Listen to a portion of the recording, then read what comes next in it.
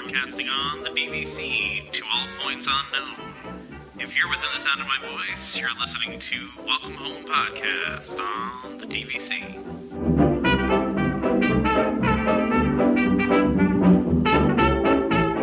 Hello and welcome home. Thank you for joining us on episode 69 of Welcome Home, a Disney Park and Vacation Club podcast. I said park. I did a singular. I'm Tom, and I'm here with not Trevor. Trevor's actually, we just got word that Trevor has gotten onto the Magical Express. As we speak, he's on the Magical Express. Yeah, he has landed and going, right? Yes. So he's at Disney right now. So we don't have Trevor, but we've got Damon. And, as we said last episode, we're going to have some guest hosts on this time.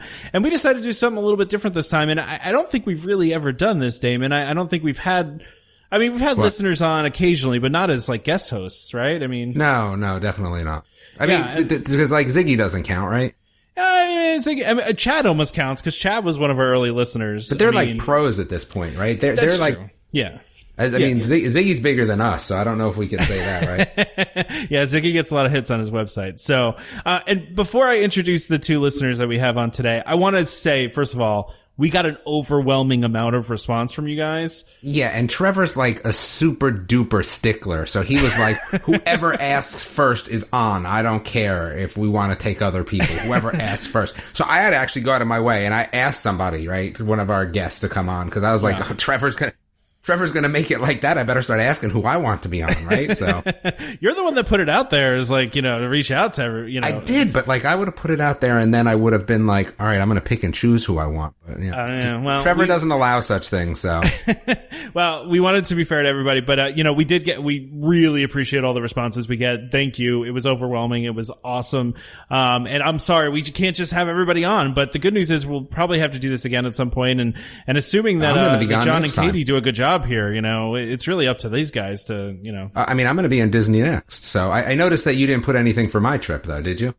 I see how it is. You put stuff in for Trevor's trip, but nothing for me. Are you not going to be on another episode with us before your trip? No, I'm not going to be. Oh my gosh. Okay. Well it's added on then. We need to talk about your trip. Oh my gosh. Okay. Sorry. That's my bad.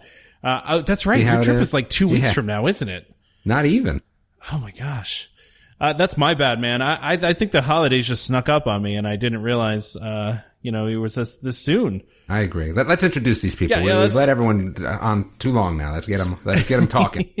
So we've got John and Katie here. I'll let John introduce himself first. And John, if you've been a long time listener to the show, but if you want to talk a little bit about yourself and, anything related to your Disney fandom or DVC fandom or anything else you want to tell us about yourself. Well, I'm not going to go on too long. I'm just saying I'm in the same boat as Damon. I'm actually, getting ready to, go on a trip in 2 weeks, which is really exciting. It'll be our 4th trip this year. So, we've used up our, points that Disney gave us when we signed on and it's been great. So yeah, I'm excited to be a part of the show. I own an Animal Kingdom. We own 120 points, which for my wife and I is perfect. So. Wait, so you're going to be there when I'm there or no? Yeah. Okay. And actually, I think I was telling you guys that I'm actually in the 8-night trip. The 8 nights that we're there, we're staying at 5 different resorts. Oh yeah, that's right. Yeah, we got to talk about that because that's crazy. We'll talk about it in a few, but the 5 different resort things is crazy to me, but sounds awesome. Yeah. I would love to do that. Well, you have a kid, so I completely understand why you wouldn't. Nightmare. Anything else you want to tell us about yourself before we introduce Katie? No, not really. I live in balmy Batavia, New York, which is outside in between Rochester and Buffalo. So yeah, it's fun. So it's freezing right now, and I'm looking forward to being in the Florida sunshine. If it makes you feel any better, John, here in North Carolina, Damon and I are both freezing as well. So yeah, freezing at like at 50 degrees though, but we're still cold. So we also have Katie on as well. Katie has been a listener for a long time as well, and Katie has written to us a couple times here. So Katie, please tell us about yourself. Hey everybody, I am Katie. I'm the wolf trainer that works at Busch Gardens. I gave Damon and his family that tour. While I'm at it, I should probably cover my own butt and say that I am here as a Disney fan and DVC member and not as a representative of Busch Gardens or SeaWorld Parks and Entertainment, and any and all things I say are my opinion and not the parks. My family owns at Saratoga Springs, and my mom was kind the of... best resort, right? I like it. It's not my favorite, but... It's the best resort to own points at. Let's just go with that, right? Yeah. Okay. My mom kind of always ran that stuff for my family, and she passed away earlier this year, so now that's kind of my charge, and I've actually learned a lot about managing points from listening to the show, so that's been super helpful. That's shocking. You learned something from the show. I did. And I will say that Katie's actually absolutely wonderful. It was great to meet her in person. It was just super nice. And again, so when I had the opportunity that we were bringing on people, that was the first person I thought of. Aw, gee, thanks, Damon. Cool. Plus, you have like the craziest, interesting job ever, too. I mean, that's true too. Way cooler than what sweet. any of us do. I mean, that's really cool. So, but yeah, no, thank you guys for coming on. We really appreciate it. Absolutely. I'm excited. Awesome. Yeah, me too. I love Disney, so we do too, John. Yeah, I know. Well, you guys have made a podcast about it. Go figure. Yeah, but you know what? Tom's going to start out with all the boring stuff, right? We got to talk about numbers first, right? Well, talk about money. I mean, that's not boring. Money's important, right? I'll tell you though, as a Saratoga person and, you know, as somebody that always has made fun of Animal Kingdom people and their dues, I'm a little disappointed. Like, there's not a lot of making fun of anymore at this point. But Animal Kingdom's dues have never been all that bad, I thought. But, you know, you're talking about there being high or being low? No, being high. It's always been nice because I've always been making fun of those Animal Kingdom people. Like, well, look at your dues though. But now it's like, whoa, Saratoga. Like, I don't know. We're creeping up there now, right? You got to take care of those we took a hit. Yeah. Oh yeah. See, I'm especially after last year. So last year was a bloodbath, right? I mean, the dues went up high this year. But for next year, for 2020, the dues have just come out. Proposed dues. Let's say proposed because they do still technically have to get approved at the DVC meeting, at the condo association meeting. So these are proposed dues. But, I own a Bay Lake and Animal Kingdom. My dues are going up 2.78 for Bay Lake and 13% for Animal Kingdom. That's not bad. It's doable. You know? No, that Riviera number though is looks a little hurtful because that's kind of what I was looking to buy points at next. And I'll be honest with you, that number hurts a little bit. Really high dues. Yeah. Too high. What is that all about? Do we not know what that's about? To Katie or John, do you guys know what that's about? I have no idea. I mean, is it just the newness of it or is it all the amenities that they're going to have as well? Well, I think what happens is a lot of times with these new resorts that they have them high to start out with because they don't really have a base of what they think the expenses are going to be. So they estimate them and they go a little bit higher on it just in case. So I mean, and they're technically, this has it going down a little bit.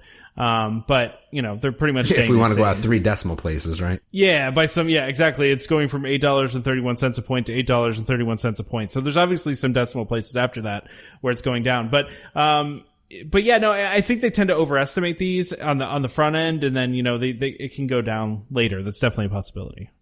So for what? Let's talk about Saratoga. Saratoga is actually one of the bigger increases at over 5%, 5.64%. Yeah, again, like it's been this debate about where I want these next points, but I truly think that it's going to be at Riviera. I don't know why. That's kind of what I'm leaning towards, but I'm not a big Polynesian fan. Like, it was okay. But then again, we were there for, the incident, which kind of mars it for life at this point. Oh, yeah. I forgot that you guys were there for that. Yeah. So I would say that probably, takes a little bit of a little bit away from it. So, sure. I mean, if I wasn't going to do that, Copper Creek, I don't know. I think I'm going to be still at Riviera with my $8.31 dues. But, again, at the end of the day, how many points do I really have to have before this becomes a problem? At 50 points, $2, you're talking $100 extra over, another resort. Do I care for $100 a year, $10 a month? Yeah. No, not really. Well, that's even the large increase from last year to this year was, it's still not that much. I mean, like money wise. Now, for some of the people out there that have like 800 points, yeah, I'm sure it was a pretty large increase. But if you have 800 points, like, you're probably good. Yeah, you probably can afford you're that, probably right? good already. Yeah. So, John, Katie, what do you guys think about these increases? I know you guys have different resorts, so I don't know. Well, you have Animal Kingdom, John. So yeah, honestly, like I kind of last year was my first year paying dues. I'm like, you know what? For what we get out of it, it's not bad. But honestly, and we paid off our loan already, so it's to me, it's kind of like the cost of going there. I don't necessarily mind unless I see like a 3 or 4% jump, and I'm gonna be like, what are they doing? So, but honestly, I don't mind it. And we've only stayed there once in the 5 trips that we've made. So, I mean, it is what it is. Maybe we should get into this now. What are the 5 different resorts you're staying at, John? And how did this come to be? I know we don't have this on the agenda, but I feel like I need to know about this. Okay. So when we go, we leave the Friday after Thanksgiving. So pretty much what ended up happening was I wanted to make a change earlier, right around the 7-month window. I called member services. The one complaint I have about DVC is their system is kind of antiquated as far as like making changes. Like it required me to do it along with the cast member. So long story short, I've had to do a bunch of modifying, and I'm one of those members that looks at the inventory all the time. In fact, so we're staying cash at Pop Friday night. Then we moved to Bay Lake. We have a theme park view one night and a lake view the other night, just because we wanted.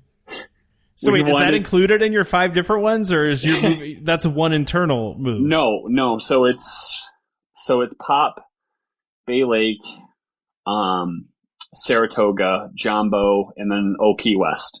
Because it happened the last night we're there, the president is going to be over at the Grand Floridian, and I really love the Poly, so we booked one night at the Poly, and that's the day that we leave, and we leave right around 4:00, and I wanted no part of the traffic. I wanted just no part whatsoever. I thought it was going to be horrible. Probably a good call. Yeah. Yeah, for sure. Probably a good call. Yeah. I don't know. I felt like I've been like, it was funny. We were at a swim meet at NC State where I think Hillary Clinton was speaking at that point, and it was like a disaster. So I can fully understand that. I would have made that call as well. So that was a good call. So it sounds like you have an interesting trip coming up, John. That's I would like to do that, but I think like maybe me and the boys could do that. I will literally wear the same thing every day at Disney and not really care all that much. Welcome home polo. That's what, exactly at the polo. I would maybe wear the polo. The only problem with the polo, Tom, it's not very like welcome home right in your face. Yeah, that's true.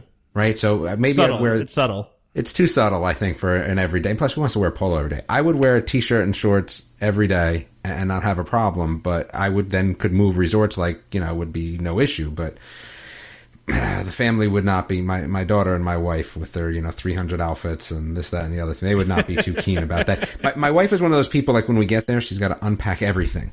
Like, I don't need to use the drawers. Yeah, why do I need to use the drawers? Like, I don't need to use the drawers. Like, it's okay. Like, I'm okay pulling stuff out of the suitcase, but that's not the case. So it would be tough. I've always said I'd like just to do 2 resorts, and I can't even get that. Like, they're not on board. Nobody's on board for that. I can get on board for like a 2 resort, but I think even a 5 would be rough for me. But I'm like Damon. I can live out of my suitcase just fine. Heck yeah. Speaking of that, like, I don't know who's been in November. I don't even know what to bring. Like, I feel like I have to like double pack this time. Oh, yeah. Because, like, I mean, who goes to the park in jeans? That's number one, right? Like, I don't want to go in jeans. I'm thinking I can still pull off sweatshirt shorts. I'm hoping, but I've never been in November, so I don't know. Well, I can tell you this much. I went in January with my in-laws, and it was warm one moment, and then next thing you know, I'm giving my jacket to my mother-in-law because she's cold, and this woman is a perpetual hot flash. So, but is it cold like jacket cold, or is it cold like normal human being sweatshirt cold? We were walking back from Epcot to Boardwalk, and I was freezing. It was jacket cold because it was so windy. And you had pants on? Jeans? I had shorts Sweat? on because I didn't think I needed pants. Okay. I just don't know. Like, I've been, again, I don't necessarily have to worry about too much else. I just can't think that jeans are comfortable. But then I think about, like, wearing, like, even, like, you know, fancy sweats. I guess I'm going to have to go with, like, you know, Adidas soccer pants. I think that's what I'm going to go with, because I think sweats are just, no, not so much. So I think I'm going to go soccer pants, I guess. I've been in January as well, and I'm pretty sure I bought jeans and a sweatshirt there because you were so cold. Yeah, I figured it would be warm enough, and then it was really rainy and cold and wet. See, you're I've done December before. I've never done November. So, but I mean, usually I feel like when we went December, it was warm during the days, like it was, you know, mid 70s, high 70s during the day. And then once it got dark, it would get chilly. It would get like 60s. But that 60's was not really chilly though. No, it's not for me. I'm the guy that wears shorts and, you know, in 40-degree weather. So, I mean, I usually am not cold. I'm always warm. So it doesn't bother me, but I know, you know, for some people I mean, we went swimming at night in December. So, you know, I don't know. Yeah. I guess it just depends on your tolerance for cold. No, that is true. That is true. We did already get distracted about these. Always do. Always do. Always do. Well, so we could talk about, we could say the lowest increase is going to be for Copper Creek, Polynesian, and Riviera, which makes sense. The three newest resorts, they're not going to need as much money for maintenance. So, you know, that makes sense to why they would be a little bit lower. You know, a lot of the increases are the same reasons for the increases as last year, and that's increase in, you know, wages for the cast members, which I think we said on this show last time. I'll gladly pay a little bit more money for the people that make my vacation, you know, as corny as it is to say, make my magical vacation, you know, a good one. I want them to make a living wage, and I'm okay with that. I'm okay to pay a little bit more for that. And, you know, DVC said in the past, and you can look at this, you can see this in your, you know, in your statement. I mean, they tell you everything they spend money on. About 75% of your dues go to paying employees, giving them benefits, all that kind of fun stuff. So, Katie, did you want to say something? I'm sorry. I was just going to say I'm all for supporting a living wage. I'd much rather see that than some other reasons they could raise prices. So exactly, as opposed to just, you know, a profit, right? Like, I'm all for that if it's going to make those cast members, you know, a little bit able to, you know, have some nicer things and, you know, find some housing in Orlando, which I know is an issue down there. So let's see what else we got here. What else can we say about this? The modest increases were at Beach Club, Boardwalk, you know, those are older resorts. And apparently there was a decrease in property taxes there too. So that's good. But you know, again, you can see all these budgets online. You can go check those out. But does anybody else have any thoughts about this before we move on to the next topic? Cause you know, I'm glad my dues are only going to go up 3%. And I think it was like 2% for Bay Lake. Bay Lake, part of the reason why we bought Bay Lake, by the way, is because of the lower dues at Bay Lake. It's one of the places that has, you know, lower dues, and they don't tend to go up that much. So it really is irrelevant though, unless you really have a ton of points, to be honest with you though. Yeah, at a couple hundred. Go ahead. Sorry, Katie. I just said that's true. Yeah, at a couple hundred points, you're not, you know, it's not going to hurt that bad. I think of my friends' parents who have like 800 points, and I'm like, ooh, that probably smarts for them. But outside of that, like you said, if you're, you know, you got a couple hundred points, it's a little bit more, you know. I mean, at 800 points though, you know, again, you're talking what, $100 a month, which I mean, sounds like a lot, but if you have 800 points. Yeah, I know. I don't even know if they have 800. That's just what I'm guessing. Yeah, the only thing I will say is though, you know, the more and more I look at these charts, and again, while I may buy Riviera just because, I think to myself, I don't really care where I'm at. Like, it just doesn't matter to me anymore. Yeah. I know Trevor's like all about the Polynesian, but you know, I really just don't care. Like, I don't want to stay at Pop. No disrespect to John. I get you're staying there for cash. I would never, right? Like, you really couldn't pay me to stay there ever again. I stayed there once, and that would never happen again. But that all being said, out of this list, I really don't care. I really don't care where I stay. Like, we were just having this discussion with our friends who they're going to be at Animal Kingdom this time, and we're going to be at Saratoga, and I just don't care. It really doesn't really matter. You're at Disney. Yeah. I'm sleeping. I'm not, you know, I'm not doing a photo shoot. It's okay. So, yeah, I guess that, you know, is why some people do pick that, like you're saying, you're picking Bay Lake Tower because of lower dues. I mean, I guess if you can save money just to save money and you don't care, then it's not a bad idea. Well, And sorry. no, go ahead, John. No, I was just going to say my rationale behind Pop is because it was kind of an unexpected gift where my wife got off that day. So I'm like, hey, let's make the most of our annual pass, because I am all about the value of the annual pass. And yeah, I still couldn't have done it. I would have paid like that extra $50 and stayed at like Caribbean. Well, the other option is, I could stay at Caribbean Beach for, $70 more, which I'm trying to convince the wife to do it. We're kind of running at the 0 hour, and I don't honestly mind it. So I've always wanted to stay at Port Orleans. It's okay. I just have heard good things. It seems like a really cool place. So, but you know my feeling, I love right? Port Orleans. Yeah, Oh, really? and the food's good Yeah. there too. yeah. Food Yeah, is good. really good food. So you've Yeah. stayed there before, Katie? I have. In Riverside. Oh, okay. Yeah, it's really, really nice. I'm not as into French Quarter personally, but Riverside is just very lush. It reminds me a lot of Wilderness Lodge. It's just really relaxing. Oh, that's one of my favorites. So I do. Like That's my Wilderness. number one favorite is the Wilderness Lodge. I'm right there with you, Katie. I love Wilderness Lodge. It's gorgeous. I wish I owned a Copper Creek. That the next purchase I make will be Copper Creek. So, But why? Right, I go back and I ask that question. no, Why? you're not wrong. Why? We had this discussion before, right? It's the home resort, question is, and a lot of people will say buy where you stay, right? Or where you want to stay. Here's the But- real question: are you going to buy resale? Yeah. Yeah, I'll buy resale. That's the only reason I haven't bought Copper Creek yet, is because there's not a lot of Copper Creek out there. And I mean, there is occasionally, there's some Copper Creek because it's Wait, so how new. many points are you going to buy? I don't know. We'll see. I probably don't need that much more, to be honest. Maybe 50 I would go after. What does that put you at 220? That would put me at 260. Okay, so I have to have 265. Gotcha. I'm just making little notes for myself. That's all. I just want to make sure I have my own notes over Yeah, here. just make sure that you're, no, I'm not buying anytime soon. We're good with the points we have for now. But I'm I just think- saying in the future we'd love Copper I'm Creek. going to tell you what I think I'm going to end up doing, as crazy as it sounds. I'm just going to keep my payment just currently running the same, right? So however many points I can get, plus dues to equal out what I'm currently paying on my loans now once those loans go up. And I'm just going to keep doing that forever. And I'll just keep forever. whatever that payment is. I think I pay like, gosh, what was it? Let's call it like it's not $350. It's less than that, but let's just call it $350 a month. I'm just going to keep paying $350 a month forever. And that's however many points that will get me. I'll just keep rolling with it. Well, you already got it budgeted, right? So Yeah, that's it's what I'm already saying. there. Like, why not? Well, speaking of buying at the Riviera, Damon, the next topic we have, look at that, professional Yeah, it's a little transition. irrelevant for me though, right? It makes me mad to even talk about it because I'm not going to be done in enough time to actually do this. Plus, I'm not buying that many.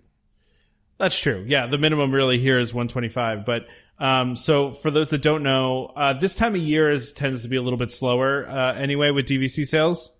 So that's why we're well, and plus, there are some people that are saying that Riviera is maybe selling a little bit slower because of the resale restrictions, which is definitely a possibility. But now through December 16th, Disney Vacation Club is discounting the cost of points by as much as 10% at Riviera and more than at about 20% at Aulani. Believe it or not, Aulani, despite being out there for more than 10 years now, something like that. They are still selling points at Aulani, which, makes sense because most people are not, traveling out to Hawaii every year. They're traveling to the parks. And so a lot of people are not buying there. But so they're offering some incentives, and this is not unprecedented. DVC did this with Copper Creek. They've done this, a bunch of times. This is nothing, new here, but, basically based on the amount of points that you get, if you're a new buyer, you can get a credit back, or, if you're an existing member, you can get a certain amount of credit back. And so for 125 points, so this is obviously only if you buy direct, there's not really a lot of resale Riviera out there anyway. But if you're an existing member, you get $500 credit. For 150 points, you get 1,000 as a new buyer, 1,250 as an existing member. So there, and it goes much higher. Obviously, if you buy 250 points, you get 4,500 new buyer, 5,000 as an existing member. So there's a lot of stuff here. What do you guys think of this, Damon? I know this, if they still had this when you were ready to buy, though, you're not going to buy that many points, though. So this really doesn't. Well, I might help you have out. to now because you're talking this nonsense about 270 points. I may have to go 125. But hey, listen, I'll be honest with you, $500 is not pushing any buttons for me either way. If I was buying 125 points, what is that? 100. That's a lot of money. That's over $20,000. point. It's over. I don't know. Yeah, pretty much over 20 grand. Yeah, exactly. Do I really care about $500 is not gonna do $500? it for you at that point? Yeah. No, right? I really don't. Like, I mean, listen, I would take it if it's handed to me. I'm not saying that wouldn't be the case, but is it going to make me change when I'm going to purchase it? Is not. You know, that's the thing. New buyer credit, you know, $5,000 or 250 points. I mean, that sounds good, but then you think about that's a lot of money, right? That's like, gosh, that's $80,000-$90,000, right? Like, so anyway, I would look towards this if I was buying new. If I had no points and I wanted my card and all that, this is definitely somewhere good to look at. I thought these numbers seemed really impressive until you actually did the math there, and yeah, that's not much of an incentive for me. Yeah, I think it works if you're going to buy those points somewhere else and you go, I'll take $500. And here's the question. You know, this sounds crazy, but is it $500 a gift card back in my pocket I can use as cash while I'm there, or is it just $500 off my loan? While it doesn't seem like it should make any sense at all, it really does, right? Because if you're going to give me $500 while I'm on a trip, that is a bigger deal than giving me $500 over the course of 10 years. Yeah, that's true. I wouldn't have thought about it that way, but that would definitely sway my opinion a little bit. And I mean, honestly, they had this type of type of deal when we bought in at Animal Kingdom, and we honestly chose they had it at Copper Creek when we chose to buy at Animal Kingdom.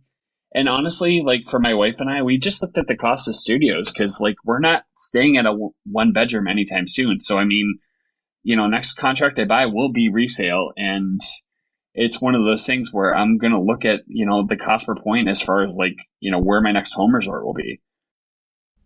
Yeah. And I think that's the most important thing for a lot of people is the cost per point. But, you know, cause we talked about, again, it's the buy where you want to stay thing. And I'll never forget, Damon, you said to me, I initially had said that I would buy where I want to stay. And then you were like, but you said you never stay at your home resort. And I was like, yeah, you know what? You're right. I never do stay at my home resort. I stay everywhere else. But this is the second time I'll be staying at Saratoga, by the way. The second time in the history of you owning DVC that you're staying at Saratoga. Yep. Yeah. So we always stay at Animal Kingdom because, you know, so then the flip side of that is my friends always stay at Animal Kingdom, and they're Animal Kingdom. They always book 11 months out, right? So because this was the holiday, this is where it works. So they were able to get where they wanted to stay, which is Animal Kingdom. I mean, I don't know if that's, I'm assuming that's where they wanted to stay, but that's where they booked at 11 months, and that's what they got. And again, because we travel with them, we could not, because it was Thanksgiving. We had to wait. We had to book our Saratoga and then try to get into Animal Kingdom, and we couldn't. So, you know, if you're looking to go during the holidays and you're really concerned about where you want to stay, I guess it makes a difference, but then why not just do your holiday trips at your home resort anyway? You just, I don't know. Yeah, no, I get it. I don't know if John and Katie, if you guys have any thoughts about the stay buy where you want to stay thing, but I mean, it sounds like you guys have stayed. I mean, obviously John's staying at 8,000 different places on his next trip, so obviously he doesn't necessarily believe that, but but I don't know how you feel about, Katie, the idea of buying where you want to stay, or if you just stay wherever you want, or.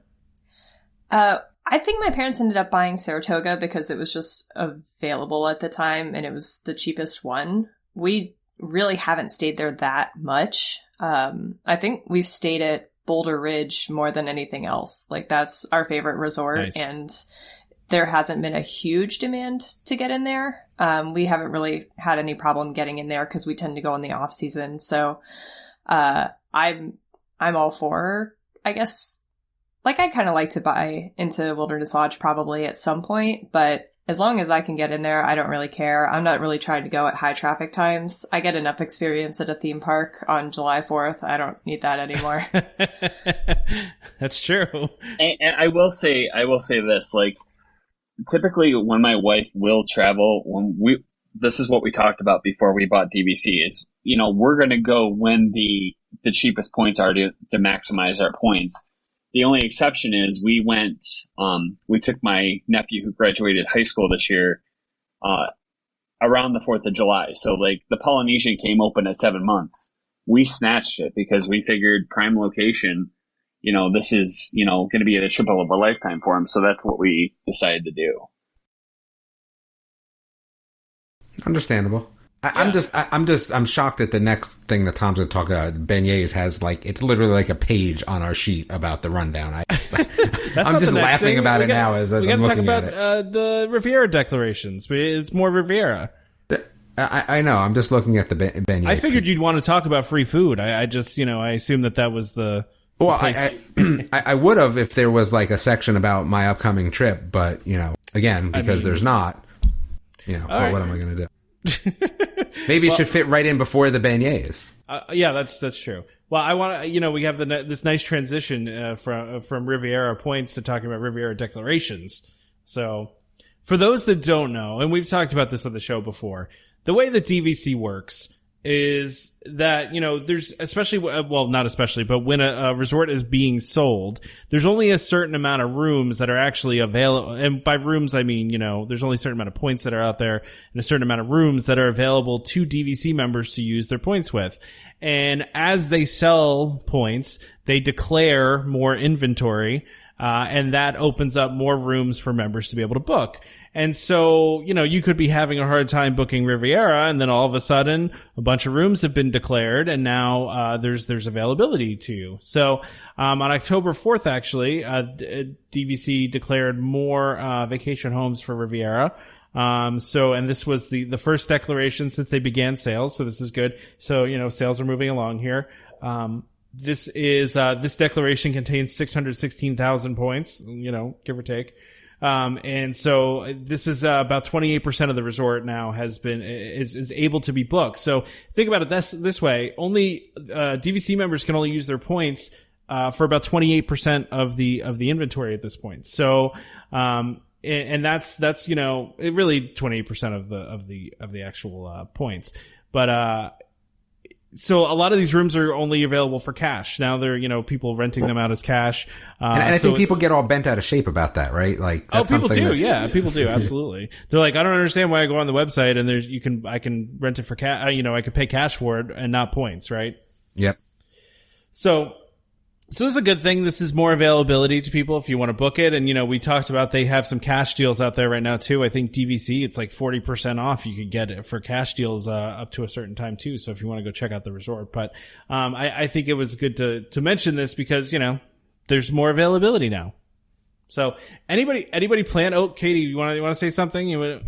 I just want to say it makes me weep that they opened up 15 two-bedroom villas and 3 new studios. Give us studios! Yeah, I get it. Are you're a studio, you're somebody that always does studios, Katie? It's preferable. We would usually do my parents would get a studio and my husband and I would get a studio. But we've also done 1 bedroom, 2 bedroom kind of stuff, but my husband's kind of a night owl and my dad tends to go to bed a little bit earlier. So we just rather have 2 studios if we could, but it usually doesn't work out that way. I understand that. I'm all about going to bed early. This is, yeah, it's funny because so when we stay outside of Disney, what we've been doing because the boys are a little bit older now is we've been getting 2 rooms, but it's just prohibitive at Disney. I can't do that. It's too expensive. But when like I said, when we stay other places, we're like, you know what? I can't deal with them anymore. I'm trying to go to bed and they'll stay up until 1 o'clock. So. Yeah, the only thing for me, I don't see anything about the tower studios in there, which is something I would love to take part in at some point. But, those little, and sounds like a place that John would probably would dig, right? Is one of those tower studios. But yeah, I would like to stay at one of those at one point, but I just don't know if it's ever going to happen because now that I have my daughter, every time we go to Disney, it's like some family member wants to come with us. So we're pretty much done doing studios at this point. It's going to have to be all 1 bedrooms going forward. Well, who wants to come with you? Grandparents, man. All the grandparents want to come. And they don't get their own room? They could if they want to, but why get your own room if I, could get a bigger room and they could stay with us? It's built-in babysitting, Damon. Yeah, no. My parents get their own room when they come.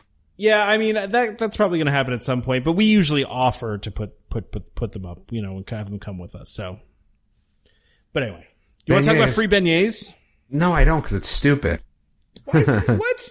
Free food is not stupid. Thank you, Katie. Thank you. I was very excited when I read about this. If it was a line item, it wouldn't be stupid. But the fact that there's 1, 2, 3, 4, and there's a lot under here about beignets.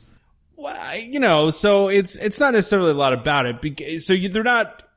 let's call it, I put free in parentheses on here, right? Cause it's not really free. It's free with a purchase of a fancy drink that costs $15, right? So, but still, I mean, while you're enjoying your drink, you can have a beignet. I do love beignets. You can have a plate of beignets for free.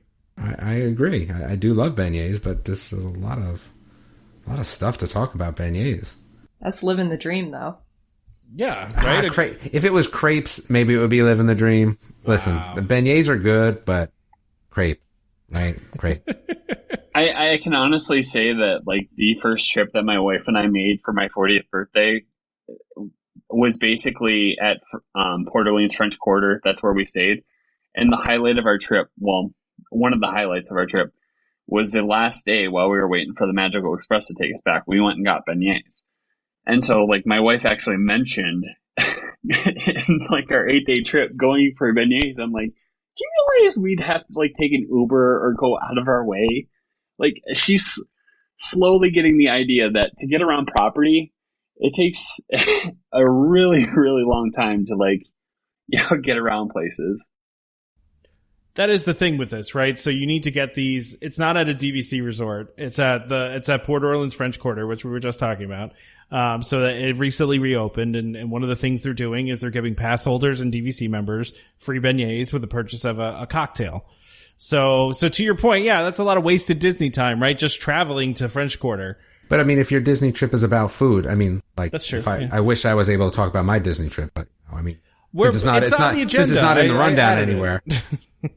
It's not in the rundown, but it's okay. I'm putting it on there right now. Damon's trip. It's right there. Is it coming before the Christmas stuff?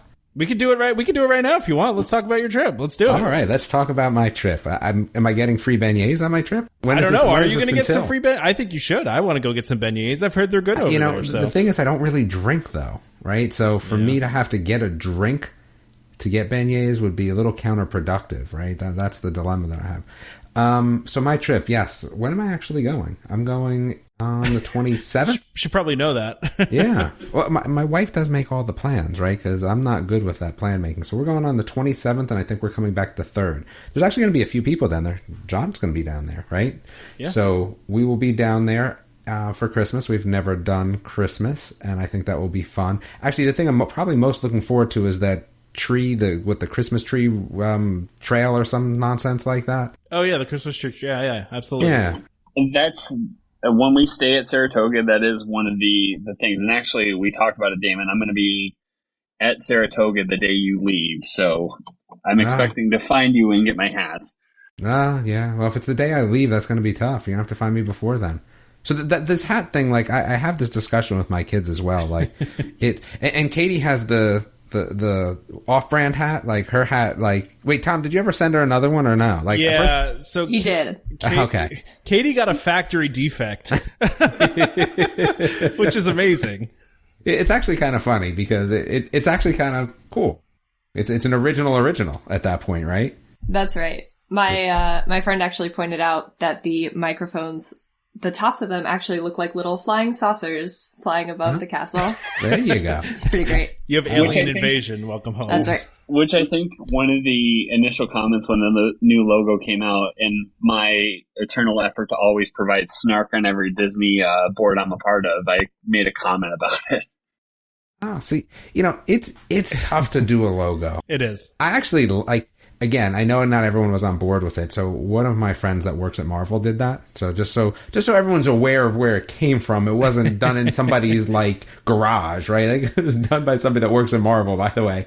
I actually thought it came out nice, but the more and more I see it, it definitely has grown on me a little bit. But see, that's just what it is. All right, so back to my trip. But yeah, back to your trip. Sorry. I mean, it will be fun. We're doing the Christmas party. I saw a post today about some lady that got 100 cookies at the Christmas party. Did you see that post? And she laid them out on her bed like a Christmas tree? And like people were losing their mind. Picking up cookies, like, and shoving them in her bag? People were losing their mind. I don't think I'm going to be doing that. And from what I've learned from these parties, I am not going to wait in line for any crazy character nonsense. I am just going to enjoy the party, which is not what I did at the Halloween party, and I refuse to do that again. So, that being said, this trip is going to be a little different for us. I'm going to be staying up later, which doesn't make me all that happy, but I've been told that that's what I'm going to be doing.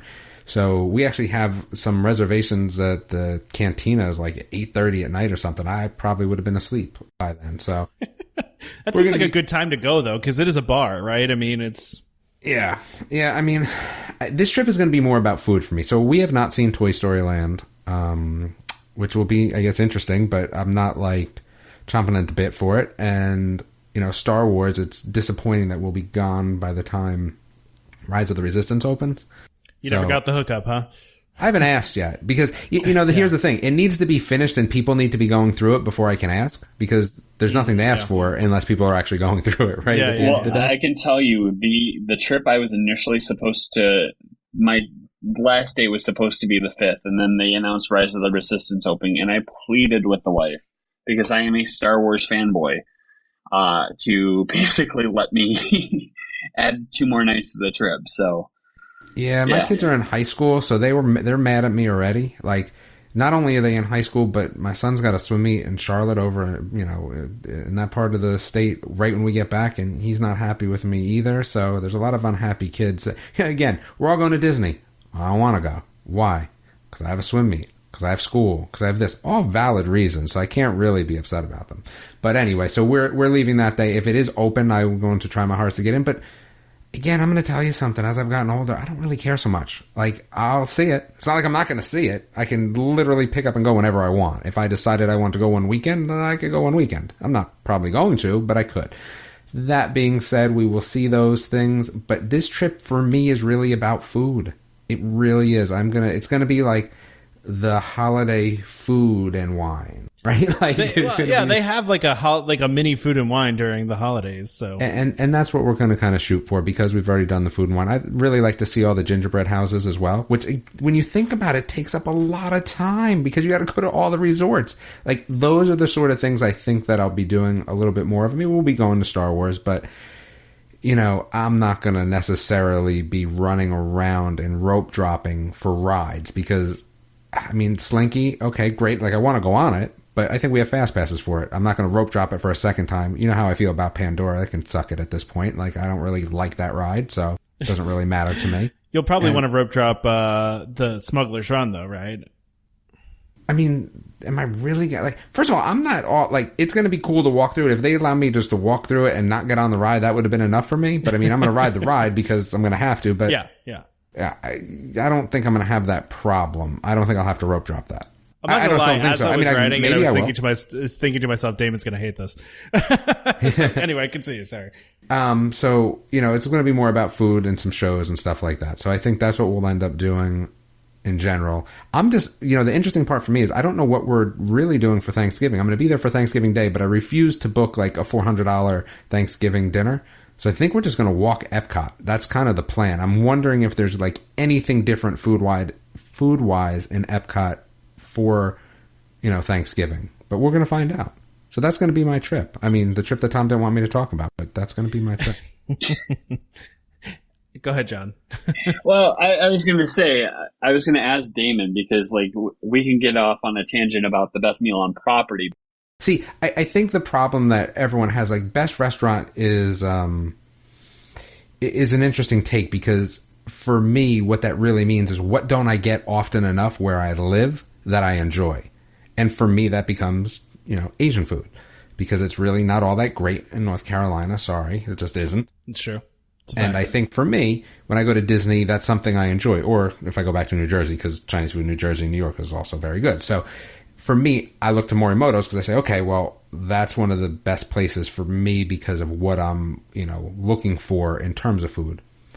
That other Southern style, I mean, I live it, right? Like, I live it. It doesn't really matter too much to me. So, I mean, it was okay when we went. I actually think we went last time we were there. It's okay. But, I mean, I could get that food other places. So, I don't know. That's how I feel. So you're at Animal Kingdom though this time, or Saratoga? You said Saratoga, right? I'm at Saratoga, yeah. You tried to get Animal Kingdom, but your wait list never came through, right? Yeah, it's pretty interesting. It's the first failed wait list for me, which is okay. I'm okay with that. I kind of knew it going in, and I've been at Animal Kingdom the last, I feel like 4 or 5 times because my friends always go for that. Remember what is it? The studio, the large studio. What do they call that stupid room at Animal Kingdom? They have like a few studios that are like cheap points. Oh, you're like the Value Studio? Yes, Value Studio. Yeah. How the heck do they even get that? There's only like 3 of them. They get it all the time because they get up in the morning at their 11 months and they book it, right? Like, that's what they do. So for us, they won't go anywhere else because of that. So we usually try to go with them. But I think the last few times, that's kind of what's happened. So I'm not really all that upset about going somewhere else, to be honest with you. So I'm okay with it. Great. Yeah, I think you're going to enjoy the holidays there. I'm not going to lie. I didn't say this in my recap, and I was a little disappointed with the Halloween decorations. It's maybe because they've been there for Christmas, where Christmas is like everything is decorated. Like literally everything everywhere is decorated. And Halloween, like some things were decorated. And it was nice, but I was expecting like an over the top like Christmas is. Halloween, I felt like was... the problem with Halloween is that Halloween's scary. And when you can't be scary, it becomes... I don't know. I don't know if it's really Halloween, right? Like at the end of the day. Yeah. That's kind of the way I felt about it. Like the villains are great, but outside of the villains, you're right. The decorations, I don't know. The Haunted Mansion, that's, I don't know. Yeah. No, I get it. I wasn't impressed either, so I'm hopeful to be impressed this time. And like I said, I'm less about the rides. The more you go, and again, I don't know about John. I know I'm older than Katie, so I think I've been going to Disney longer than her. So I feel like the more you go, the less it's about the rides. I'd go somewhere else for the rides. Like, I'm going to SeaWorld over spring break, right? And I like the rides there. I'm going to Busch Gardens. I'm going to Legoland. Like, I'm going to those places, and that's fine. But when I go to Disney, it's a little less about the rides these days, more about the experience and trying to relax a little bit as well. So I'm excited for this trip in terms of relaxing. I was going to ask Katie, have you done holidays at the parks before or no? We have. I actually went in August, and it was already decorated for Halloween this year, so that was kind of cool. I've done the Halloween party before. I did not have to wait in line for any character experiences, so I had a delightful time. I just got a bunch of free candy. And I haven't done the Christmas party, but that trip that I went in January, it was still decorated for Christmas, but it was like one of the deadest weeks of the year, so it was choice. I got all the decorations and none of the crowds, and it was the best. That's like the best thing to have, right? Is all the decorations and none of the crowds. I mean, that's It was ideal. awesome. Yeah. No, I agree. I'm looking forward to the gingerbread houses, though, for sure. What else does Tom have listed here? The Holiday Spirit of Pandora.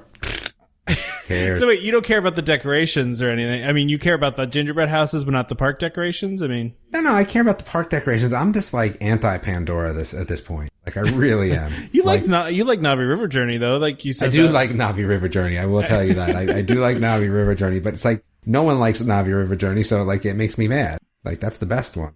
Damon, I'm with you. I like Navi River Journey better than the other one. Okay, I appreciate that, because everyone thinks I'm crazy. They're always like, oh, I need to go on it. Like, anyway, that all being said, but I'm excited. I'm not like, what else does Tom have listed here? New items coming to the park for the party? Well, now you got to go to Wilderness Lodge because all of a sudden there's a surprise gingerbread cabin at Wilderness Lodge this year.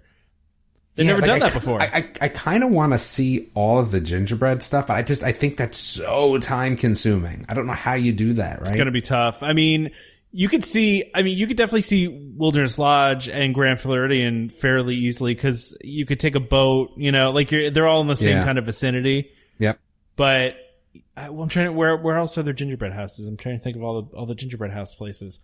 Yeah, I don't know. I think it said one was at the Contemporary. Oh, Isn't yeah, there one that's a castle. Yep. So there you go. There's another one on the monorail loop. That's what I was going to say. My husband and I have done a monorail bar crawl in just a couple hours, so... That sounds amazing, Katie. You got to tell us about that. It was pretty fantastic, and I don't think we had a lot of time, so we were having to pound some drinks really quickly and then hop right on the monorail. And we were staying at... I think we were staying at Wilderness Lodge, so we just did the loop on the monorail and then just took the boat back to our resort, and it was pretty choice. That sounds great. I've gotten soft in my old age. The problem is that like I can't drink because this hurts my tummy. Yeah, like, and I can't like milk. Like, I don't know what happened. I was good with milk, right? I was good, and then all of a sudden, like, we started doing Fairlife. Yeah, that's what we have too. Yeah, right. Because we started doing Fairlife because it was like, me too. The double protein, the less sugar, right? Like And my son lactose free, yeah. Yeah, my son needs it, right? So one of the benefits was like it's lactose free. So then I was like, all right, well, this is for me, right? And I drink it. Now the problem is we're like, I could get through eating ice cream. Like I probably couldn't eat 4 ice creams a day. It would kind of mess up my stomach, but like I could get through like 1 or 2. But now that I've like totally gone off of lactose, now it's more of a problem. And like now it's like, I kind of have to be careful, like, cause again, it hurts my stomach. It's not like anything else. Like, I don't, again, like, it's more of just a hurt stomach, and no one wants a hurt stomach at Disney. So, like, I have to kind of, like, be careful now. So, I have to use my milk wisely. So, I have to make sure that, like, some of these treats, I have to, like, I have to make sure that I'm using my, my milk calories, smartly at this point. So, I get it. And but by anyway, the way, back to that's why I can't go drinking. Lost John. John had some technical difficulties, I think. So, but that's why I can't really drink. So that all sounds it's like it would just put a whipping on me. I get it. I'm with you. As I get older, these things, I can't do that kind of stuff anymore. And even when I drank around the world just a couple years ago, it was bad. It was not good. Once I crossed the 30 threshold, it's getting harder. Yep. Every year after 30, it gets harder and harder. So that's exactly right. You start going, I don't want those rides. I want this, that, and the other thing. I don't remember where I was recently, but I rode something that I had ridden before, and I was like, yeah, that might have been the last time. Like, that might have been it. That might have been. That's funny. So you got the gingerbread houses, but what about this merch? I know you occasionally like merch, Damon. Occasionally, but see, it's funny this year. It's also been interesting because I don't have to worry about like the kids. Like my daughter maybe will want something. Well, she'll probably want everything, but like she'll get 1 or 2 things. But the boys are like, nah, we're good. Like they're not going to wear a Donald Duck shirt, right? So like we're like past that. So they don't really want anything, which is kind of good for me, right? Yeah, souvenirs, you don't have to spend like, money on that stuff, right? No, and like a popcorn bucket, like I know people love them. I don't have anywhere in my house to really display popcorn bucket, right? Like at the end of the day. So I'm gonna say that I'll probably be okay with them as well. What's this Mickey Jingle Bell Sipper? What is this? It looks like that's the one that looks like a giant Mickey ornament, I believe, which I thought was a popcorn bucket too, but it says it's a sipper, so. I don't know. Okay. That one confused me because it looked like a popcorn bucket to me. Yeah, I tried to figure out the mechanics of it, and I don't know. Oh, it's it looks confusing, cool, right? Oh, it looks cool. Wait, what's this? Is this Mickey tree? Is this a popcorn bucket? Yeah, the tree is a popcorn bucket, and it lights up and blinks and stuff. I mean, that's cool, but it's a popcorn bucket. Like, what do I do with it? But like, it does look cool. We have several of so we have the little green guy from Toy Story. We have that popcorn bucket. My wife had to have that. But where is it now? It's sitting in our pantry, pushed, back on a shelf. It's not like displayed anywhere. But no, I'm with you, Damon. I don't like buying souvenirs that I'm not going to use, and that's why I'm always really careful about the things that I buy, because I'm like, if I'm not going to wear this or use it, then I'm not buying it. I did see though a Funko Pop of the Skyliner. Yeah. Yeah. Is that in the park? No. Yeah. Did you see that, Katie? No. It's like Mickey getting Google off one of the awesome. Skyliner cars. Yeah. Oh man, that's a problem. If that's in the park, I would definitely purchase that. I mean, I'd purchase 2 of them, obviously, one to open and one to not open because I'm not Tom.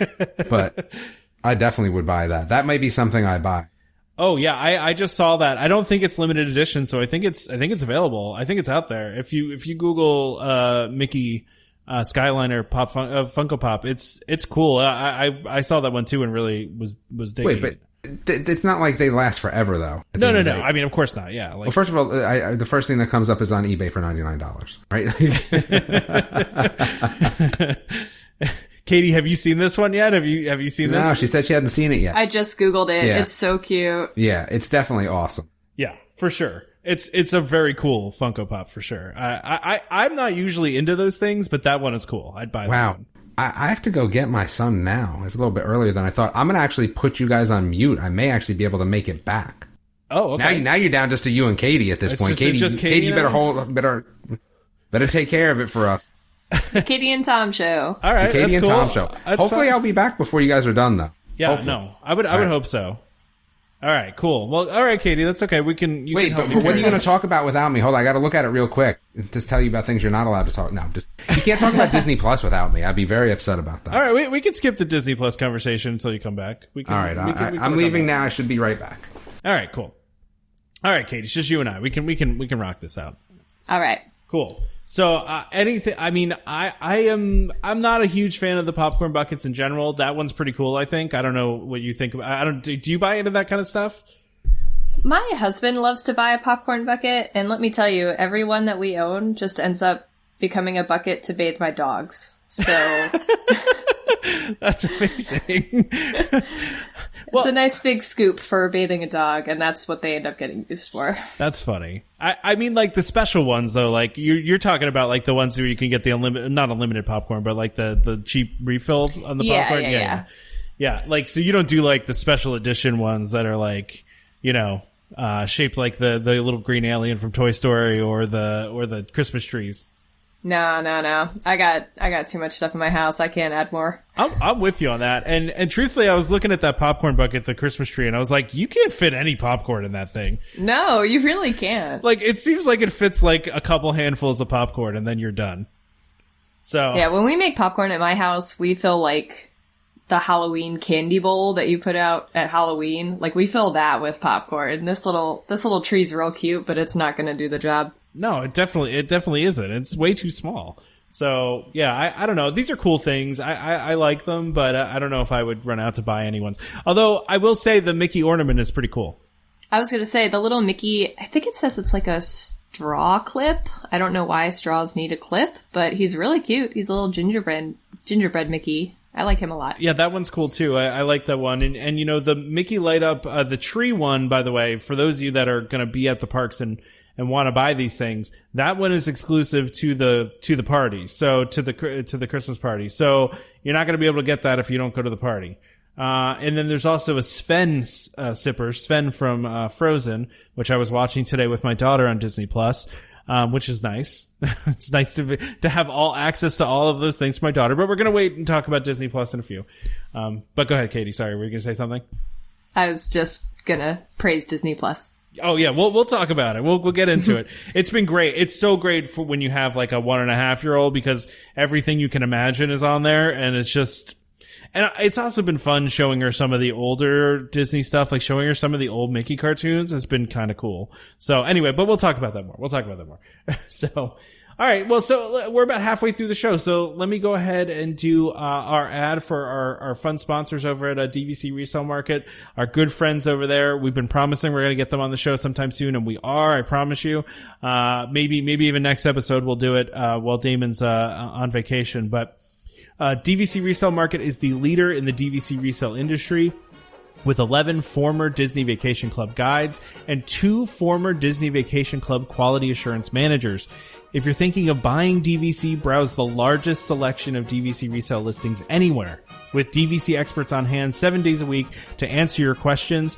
If you're thinking of selling, turn to the friendly professionals at DVC Resale Market, where over 98% of listings sell within 30 days, and nearly 3,000 contracts were sold in 2018 alone. I know they are shattering that record in 2019, so I'll be interested to hear how many they have next year, but they are the best out there. There's nobody better that you can find than DVC Resale Market. They are the friendliest people that you can work with, and they have the most amount of listings. They've got the best website. They are the people to go to for DVC resale. So if you want to find out more information, go to dvcresalemarket.com or call 1-844-DVC-PROS. That's 1-844-382-7767. The most important part of you calling them or reaching out to them is letting them know that Welcome Home sent you.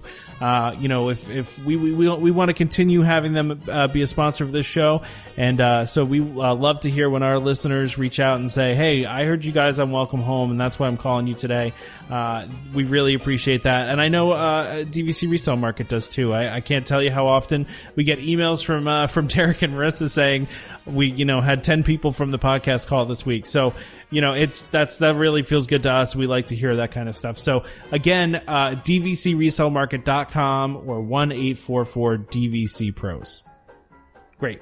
So Let's skip by a couple things here. Let's talk about Epcot updates because I'm sure Damon will not care about this at all. So we'll skip ahead and we'll talk about some different stuff with Epcot.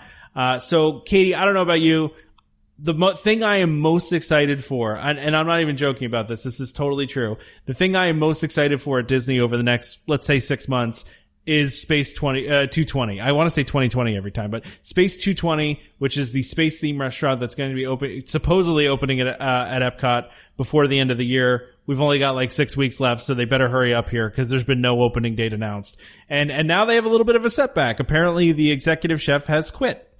So yeah, not good, right? Yeah, but I don't know. Really I don't know how you feel about this restaurant, but I'm super psyched for it. I'm really excited for it. I love space stuff. I think the whole concept is really, really cool. I think it's going to be so immersive. And I just really love food. So space and food together is the best. Man, that is, I loved hearing that. I just really love food. Yeah, I'm with you on that. I just really love food too. That's why Food and Wine this year, to get to finally go to that, it was like, whoa, this is amazing. There's so much food that you can eat. Although I'm not going to lie, for some reason I decided to just go to my normal, Norway bakery and French bakery and do that stuff. On top of some of the stuff we ate at Food and Wine, but. Ooh, that's a lot. Well, there's some good stuff at the Norwegian bakery and the French bakery is just always a problem. So. Oh, buddy, this is a judgment-free zone. I'm just talking strategically. That's a lot of food all at once. Oh, it is. That's true. Yeah. I had this cheese bread at the Brazil Pavilion. Oh, it was so good this year. That was really good. I could have eaten a bunch of that. But anyway, so we're talking about Space 2020. So they've lost their executive chef. So I don't know if this means that it's going to delay the launch of this or. I hope not, The launch of it. What was that? I'm sorry. What'd you say? I just made a corny joke. You said the launch of it. Yeah, that's right. That's what I said. So funny story. A couple episodes ago, I said, I don't know why it's called 220. And then someone pointed out to me that in the next sentence said, be transported 220 miles above the earth. So obviously that's the reason why it's called that, and I didn't pick that up when I said it, so. Whoops. This podcast thing's hard, Katie. I'm sure it's not as hard as training wolves, but wolves are food driven, right? So that's why you like food, right? It's all about the food. That's right. And some good scratches sometimes. Oh, okay. So that's the same things that motivate me. So, but I'm a little concerned about this now, given I don't have a Disney trip coming up anytime soon. I'm not scheduled to go to, in fact, I have no Disney trip scheduled as of right now, which I know sounds crazy, but, I've got nothing. I don't know when I'm going to go again. So. I don't either. I'm hoping for maybe January 21. We're usually kind of every other year. And everything is opening in 2021. So that's what I'm personally shooting for. I don't know what my dad's plan is. He's the one who technically holds the points. I just try to manipulate him. Yeah, that would be good because so much is opening in 2021. You got the anniversary, too. So there's going to be a lot of extra celebrations and different things going on then. So that's probably a good time to go, right?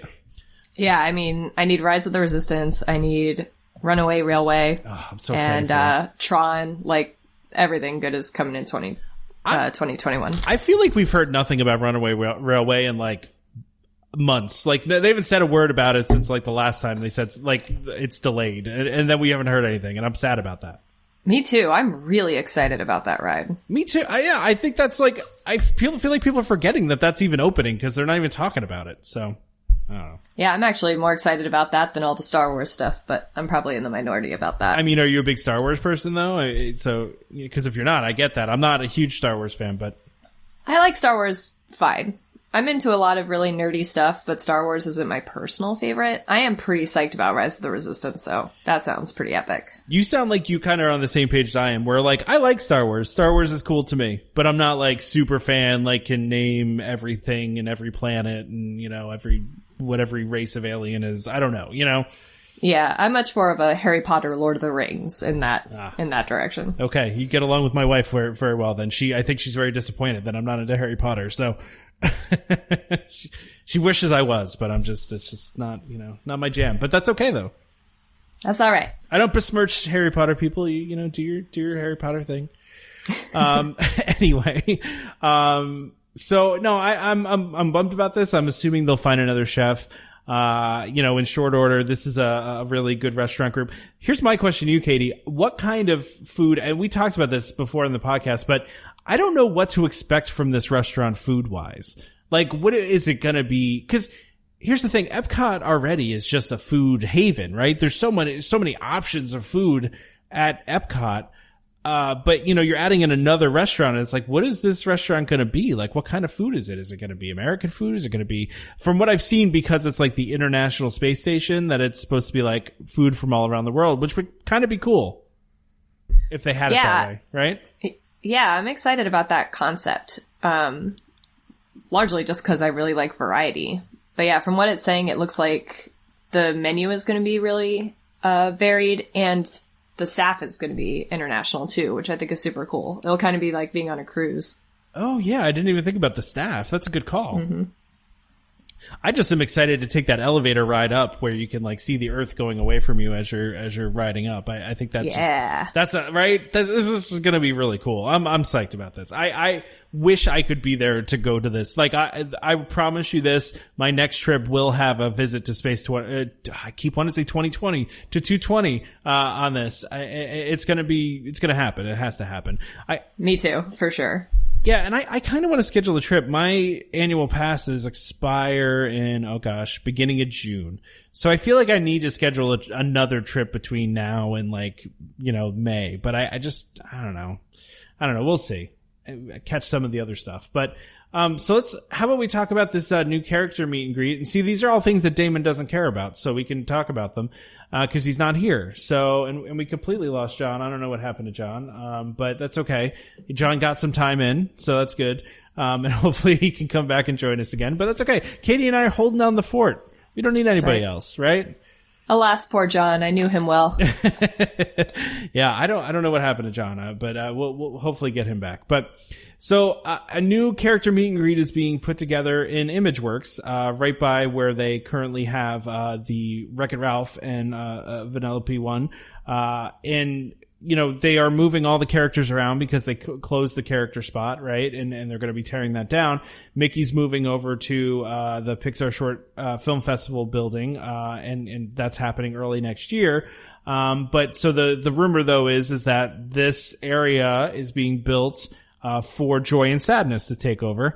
And in my mind, so I feel like putting Joy and Sadness there is sure convenient. They have the space. They can make it done, make it happen. But I also think to myself too, they're going to have to overhaul that ride at some point. And I've been saying this for probably years on this podcast now, that I think it makes sense to put an Inside Out ride there if you're going to put IP on it, because you can have the train of thought. With the existing, ride vehicles you have. You could even maybe throw Figment in there because he's the figment of your imagination. You can introduce a new character into the Inside Out community. But I do find it interesting that this is good. Those characters are now going to be at the end of the Figment ride.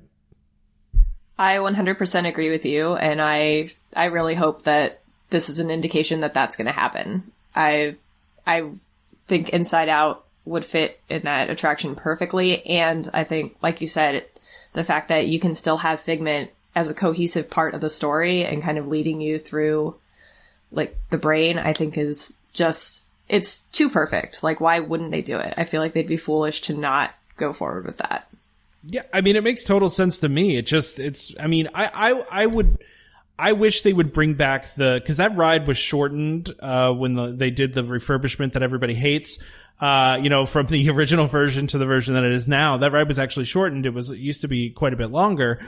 And I wish they would make it longer again. I think that would be nice to have a longer ride, but, it just makes sense. Like you said, it fits in there perfectly. Now, they have not announced what they're doing with this pavilion, but I think it's obvious to everybody they need to do something with it, right? I mean, they got to do something. Yeah. Yeah. I am kind of sad to see ImageWorks kind of going away because I don't really have memories from when I was a little kid at Disney World, other than I remember playing with the colors and things at ImageWorks when I was like 4 years old. It's one of my earliest memories. So I think I'd kind of like to see more stuff like that done better with newer technology and things, that would appeal to me more than character spots, because I don't have kids and I don't really do character meet and greets. So I'm sad that like the ImageWorks stuff seems to be going away, but if we're going to bring characters in there, I'm all for joy and sadness. I think that's a cool idea. Yeah, and I get what you're saying, you know, and we don't do character stuff all the time, but, you know, we do with my daughter. She's hot and cold with it, so she's, you know, sometimes she's cool, sometimes she's not. But it's not a bad idea to put them in there. They have the space to do it. I don't think they're taking out, I'm trying to see where the article, what they said, what they're taking out, to do this. I think it's over, I don't think it's an area that was really all that well used. You know, it's not like the cool, like, instrumental thing that you can do. You know, that thing. Yeah. Yeah, that makes me happier if that's still there. I think that's kind of cool. Yeah, I don't think they're doing anything with that. I think that's staying, and that's fine. So that's good. And I would hate to lose some of that fun stuff. But yeah, like you said, it is sad that they're getting rid of some of the ImageWorks stuff. As long as they don't get rid of the DVC lounge, I'm good. Yeah, agreed. I had never been up there. I went up there for the first time this past August. What'd you think? It's pretty cool. I liked it. I took a bunch of like artsy pictures of the ceiling. Yeah, that's the really cool thing about it. I feel like it's an underrated part of it is the view that you get up there. It's really very neat. You know, it's very unique. Yeah, and we managed to duck up there right before a storm hit, so it was a nice little break from the rain. Oh yeah, I'm sure that was perfect, right? You got your free drinks there, you got the freestyle machine. Yep. My dad was very excited. So my dad hadn't been to Disney in like, you know, forever. And we go up to the lounge and he loves the freestyle machine. He likes to mix stuff around. So he was very excited when we got up there. And not only is it a freestyle machine, but it's free. You can, you know, have as much as you want for nothing. So that was nice. But I like the lounge. It's a great place to decompress, and I hope they don't get rid of it. But I also, I've said this on the show before, and I think everybody knows this. I love Figment. Figment was my favorite character from when I was a child. You talk about your first memories. Figment is one of my very first memories. Figment has been, you know, my favorite forever. So yep. I don't want to see Figment go away. I do not. If they change that ride, I would like them to still include Figment some way. Absolutely. And you know there will be rioting in the streets if they don't. Well, yeah, and months ago they had a survey out where they were asking how people felt about Figment, and I think based on that survey, I think they feel like they need to keep Figment around, because I think since then we've had a lot more Figment merchandise showing up. I mean, Figment's been showing up in a lot of stuff lately. Yeah, it really has. Last time I was there, I wasn't really overly impressed with the stuff that they had 2 trips ago, but when I went back in August, there was actually a couple cool Figment items that I had to resist the urge to buy. Yeah, there was some cool Epcot Forever stuff when we were there that my wife bought that was pass holder only, so that was cool. But yeah, they've had a lot of Figment stuff lately, which is cool. I'm psyched about it. I'm glad that a new generation is getting to experience Figment, because that was my favorite thing when I was a kid. So, although, you know, I'm a little disappointed that the Figment stuff, the cartoon is not, I don't think it's on Disney Plus. I haven't seen it. But you know, they had a little cartoon for a brief time there, and I'm sad that it's not there. I forgot that was a thing. Right?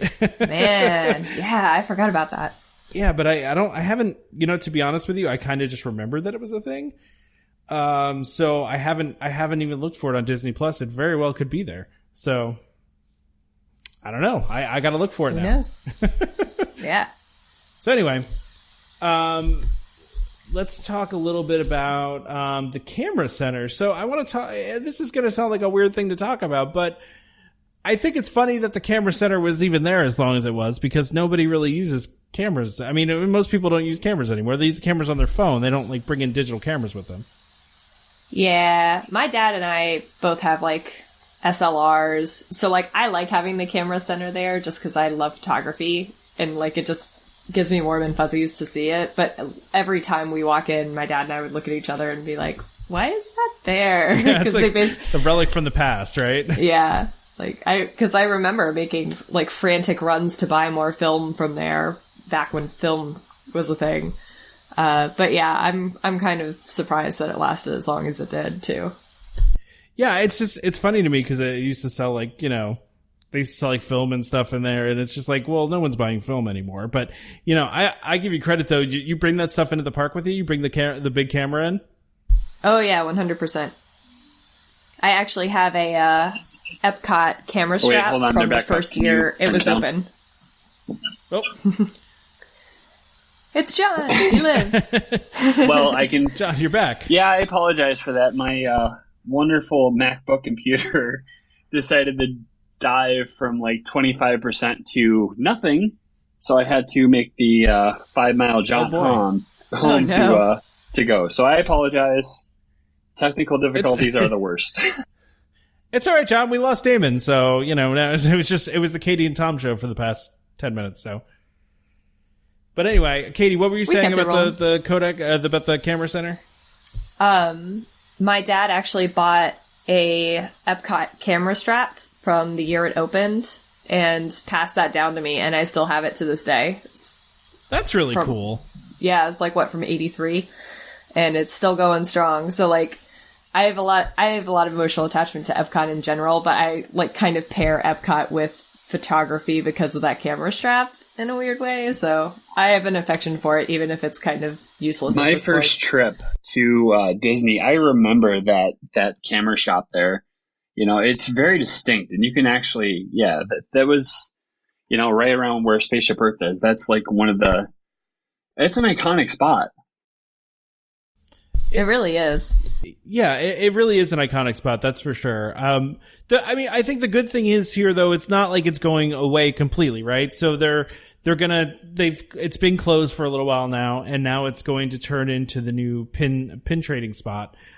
So, you know, right now it's the pin trading area is like, pin traders is one of those kind of booths when you're walking, after you walk by Spaceship Earth. Now they're going to move it into that store. And I believe also they're still going to have like your PhotoPass stuff in there too. So you can go and view your PhotoPass pictures and all that fun stuff. So there's still a little bit of the photography angle in there, but I'm glad it's, you know, they found another use for it. And, you know, the pin traders, are going to be, torn down. So that little booth over there is going to be removed as it really feels like they're going to open that space up quite a bit and, you know, make it a lot more airy. And I think that's part of it, obviously, is taking that out. So I'm glad at least it's sticking around somehow, but it is funny that a camera center lasted for so long but truthfully, the jump from digital cameras to using your phone has only been over the past 10 years. So it's not like they're that far behind on this.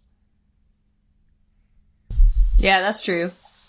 Plus, like, even with digital cameras, like, for the people like us that still have SLRs, even though we're not using film anymore, I've bought an SD card in a panic at a theme park because the SD card I had wasn't compatible with my camera before and that sort of thing. So I think it's good that they're still going to have a small little mini camera shop option for those emergency situations like that. At a huge markup, I'm sure. I was just going to say, who wants to pay Disney prices for a new DSLR lens? I mean, you have to be crazy rich to want to do that. Like, I forgot my, big expensive macro lens for that. So let me go run into that shop real quick and pay, 4 times what I should.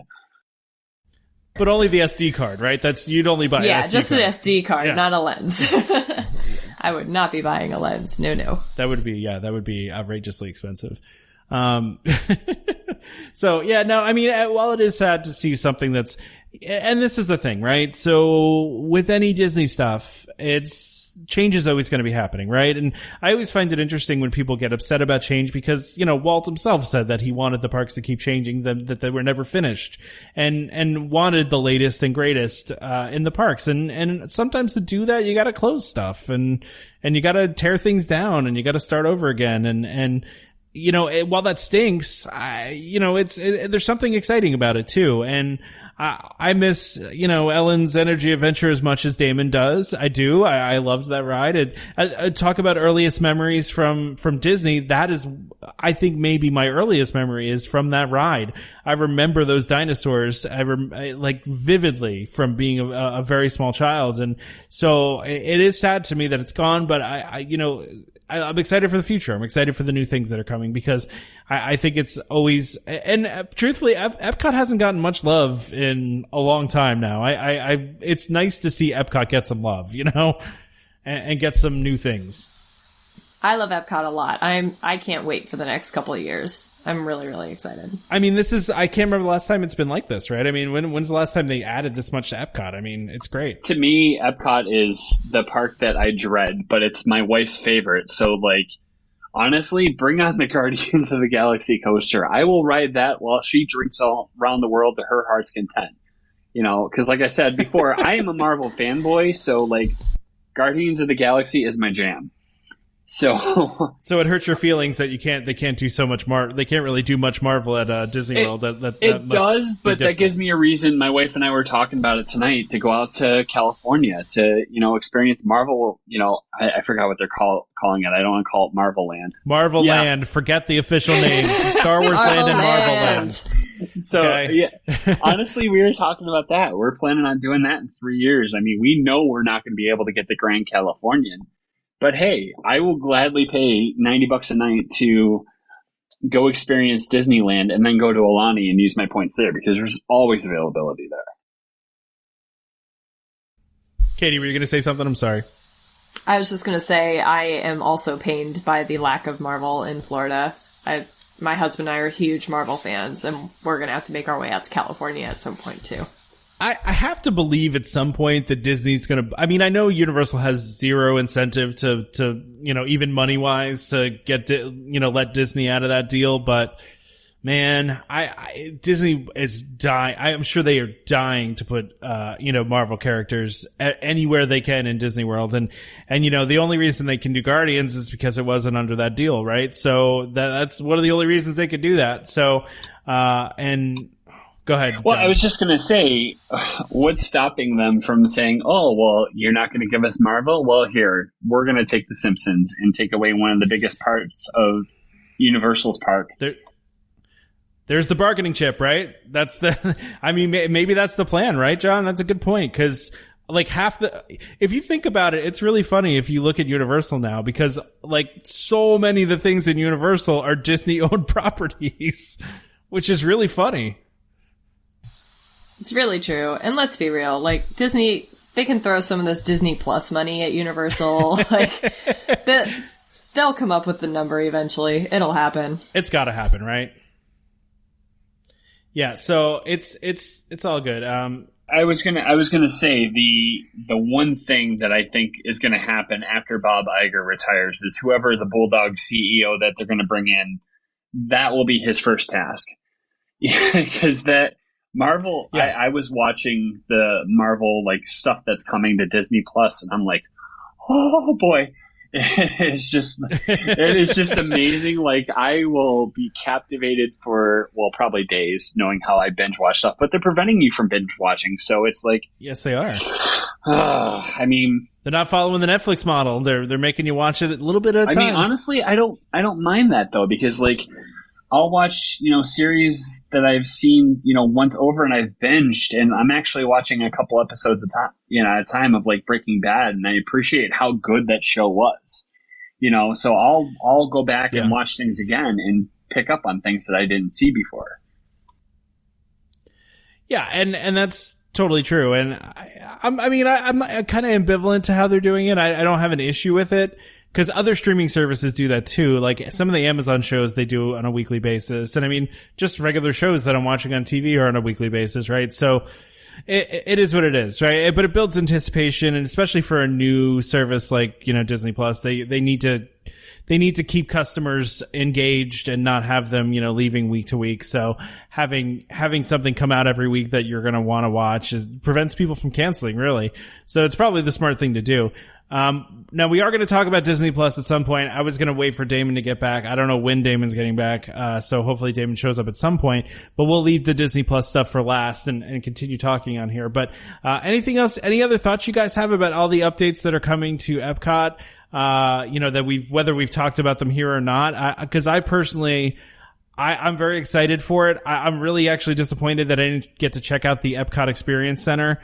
When I was, on my vacation this past, October. And actually while I was there was the first day it was open, and I didn't get a chance to go in there, but I've heard and seen videos, and the videos, it looks just the experience center itself looks like an experience. To me anyway. I mean, go ahead, Katie. Yeah, I would have loved to have been able to see that. I don't really have thoughts other than I can't wait. They literally haven't put out any plan for this park that I'm not really, really psyched about. I think they're going to make some really, really good changes. And you're like an Epcot super fan. So that's, cause I know a lot of people were upset about the fountain going away and, some of the other stuff being torn down, but you're an Epcot super fan and you're excited about this stuff. So I really am. I'm mostly sad about the fountain because the soundtrack is so good. It's The Rescuers Down Under, and that is my jam. But yeah, I think they've got great stuff coming, and I think it's needed. It's a different world than the Epcot that was built in the 80s was. It is time for another. I will. Yeah. Go ahead. I was just going to say that this is like, for me, that's the stalest park, and like, it's just, we're bringing my niece and nephew in May, and I'm pleading with my wife, okay, we're going to have to get park hoppers because the kids aren't going to want to, waste a whole park day at Epcot. I love Epcot. I love the spirit behind it, but I don't know. You're going to get some hate mail from the Epcot lovers here, saying that kind of stuff. Katie, Katie, how are you not beating them up on this? I mean, come on. I mean, I get it though. Yeah, I get it too. I'm a science kid, so I think all that stuff is cool. Like even the nerdy stuff I really appreciate, but I definitely understand why kids would. Listen, send all hate mail to the mightyoak77@gmail.com. I will gladly I will gladly take on all haters. Because here's the thing, like, I think of it as I'm spending, for the, 6-day trip that we have, we're spending close to $1,000 on park tickets for, these kids to go. And like, if we're not going to buy park hoppers, then I got to like do something to make sure, one, they're entertained, and, the two, I'm not going to hear complaining the whole trip. Are you saying that living with the land is not appealing to young children? What are you talking about? Well, my brother-in-law's, he is in partnership with my father-in-law, who's a farmer. So they would like that, but how many times can you possibly go on living with the land and be like, oh, look, it's growing. Yay. A lot? Oh, I don't know. Listen, I could go on Spaceship Earth 100 times in a row. I'll go on that anytime. Well, I keep on bringing up horror stories from Epcot, but in July, when we took my nephews there, we got stuck on Spaceship Earth, and I forgot what scene it was. It was the scene right before they make the turn, right after the woolly mammoth scene, and we heard, like, I think it was the Italians. They were or the Romans. They were just continuously saying the same line, and my 7-year-old nephew was quoting it by the end of it because we were there for like a half hour. Jeez. I've never been stuck that long. I've always, I think as a lot of Disney fans are, I've always dreamed of being evacuated from a ride, which sounds like a weird thing to somebody who isn't like a crazy Disney person, but I've always wanted to get like evacuated from a ride. I don't know about you guys, but I've always wanted I will say this. I'm 6'10" and I have very, very large feet, and those steps walking down Spaceship Earth were not fun for me. Can you ride like Seven Dwarfs? Because I am 5'10" and I can't ride like Seven Dwarfs. Like it squeezes me. Well, okay. So I've lost 130 pounds. So I fought for my right to be scrunched. I mean, and this is the one. I'm talking legs though. Like I have problems with legs on that. Like, yeah, not stuff like legs. I can't fit my legs in between those bars. Yeah, well, it's a tight fit for me, but like I will gladly suffer through 3 minutes of agony for as well themed as that ride is. And I can see, why it's so popular. Nice. Okay. Fair enough. I don't know. We got totally off the rails again, but that's okay. As you guys know because you've listened to the show, we tend to, wander. So, so that's okay. I also took like a 25-minute absence. So you should be fresh and ready to go here. So anything else about Epcot before we go? We'll talk about a recent update to My Disney Experience that looks kind of cool. Yeah, I'm good. Cool. So My Disney Experience, they updated a lot. I have always felt, and I'm in the minority on this, I think that Disney gets a bad rap sometimes for their technology. I know things break sometimes, but I think My Disney Experience is an excellent app. I think it's very helpful. I've always found it to work very well for me. And I think this new update is really great. So there's a big update, that just came out, which they're calling the Service Your Way program. Now, this doesn't really apply to DVC members, right? Because we don't get to opt out of room service. But one of the things that Disney's been doing lately, and actually a lot of hotels are doing this lately. This is not just Disney. This is a thing that's kind of sweeping the industry. But Disney allows people staying on cash, reservations, in certain resorts to opt out of daily room service, and in exchange they get a Disney gift card. And before you had to go to the front desk and, make this arrangement. Now with this new update to, My Disney Experience, you can opt out of room service and get digital gift cards, that are all done through the app, which is kind of great. If you're doing that, I mean, it doesn't matter for us DVC people because we don't get to do that anyway, right? I think this is awesome. Like, I already feel like it's kind of wasteful to do room service every single day. Like, the environmentalist in me is like, save the water. So you're all about the pumps on the wall instead of the single-use bottles, right? Yeah, I think every little bit helps. But, I mean, I still have plenty of travel-size bottles stashed up, don't you worry. But I think this is awesome because I don't really need room service every single day. And I always get self-conscious. I feel like I have to have my room kind of clean when people need to come in and clean. So I kind of like being left alone for a few days. So I could be down for this. John, were you going to say something? Sorry. I was just going to mention my wife could be on a episode of Hoarders of all the single-use bottles that she has.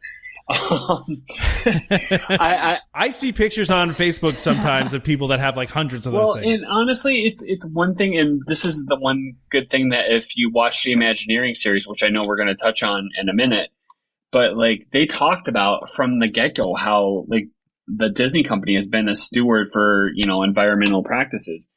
So I think it's great what they're doing. I contend that when My Disney Experience works, it's great. But I also make an argument that I think Disney's IT department at times is run by cats. But it's just, half the stuff that they, like I mentioned before at the beginning, the DVC booking system that they have is, I was told by a cast member, it's very antiquated. Well, take some of the dues that we pay and, put it towards that, do something like that. Yeah, no, I get that. And I mean, I think they've made a lot of improvements to it over the past couple of years, for sure. It's gotten way better. And the ability to modify bookings online and not have to call is nice. But the other thing that they have on here as part of this too is, and this is something that DVC members can take advantage of, and that's the opt into the direct to room program, which, listen, this already exists. This already existed before they made this change. This was basically where you don't go to the front desk, right? You check in online and then you go directly to your room when it's available. But it seems like the app now is more, geared towards that. It's more set up for that, and, also has a different interface has been set up. There's been an update to the landing page for all the resorts, so you get more information.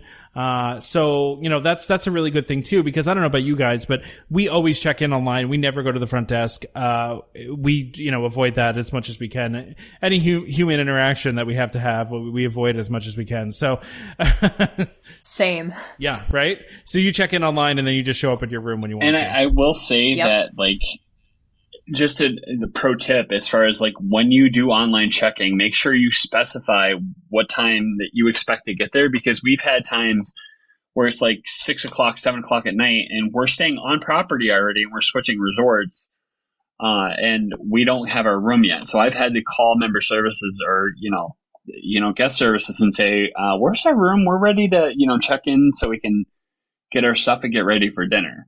So just make sure, that's something that you guys could do. Yeah, and that's a good point. Last trip we actually did stop at the front desk because it was past 4 o'clock and we hadn't gotten our text yet.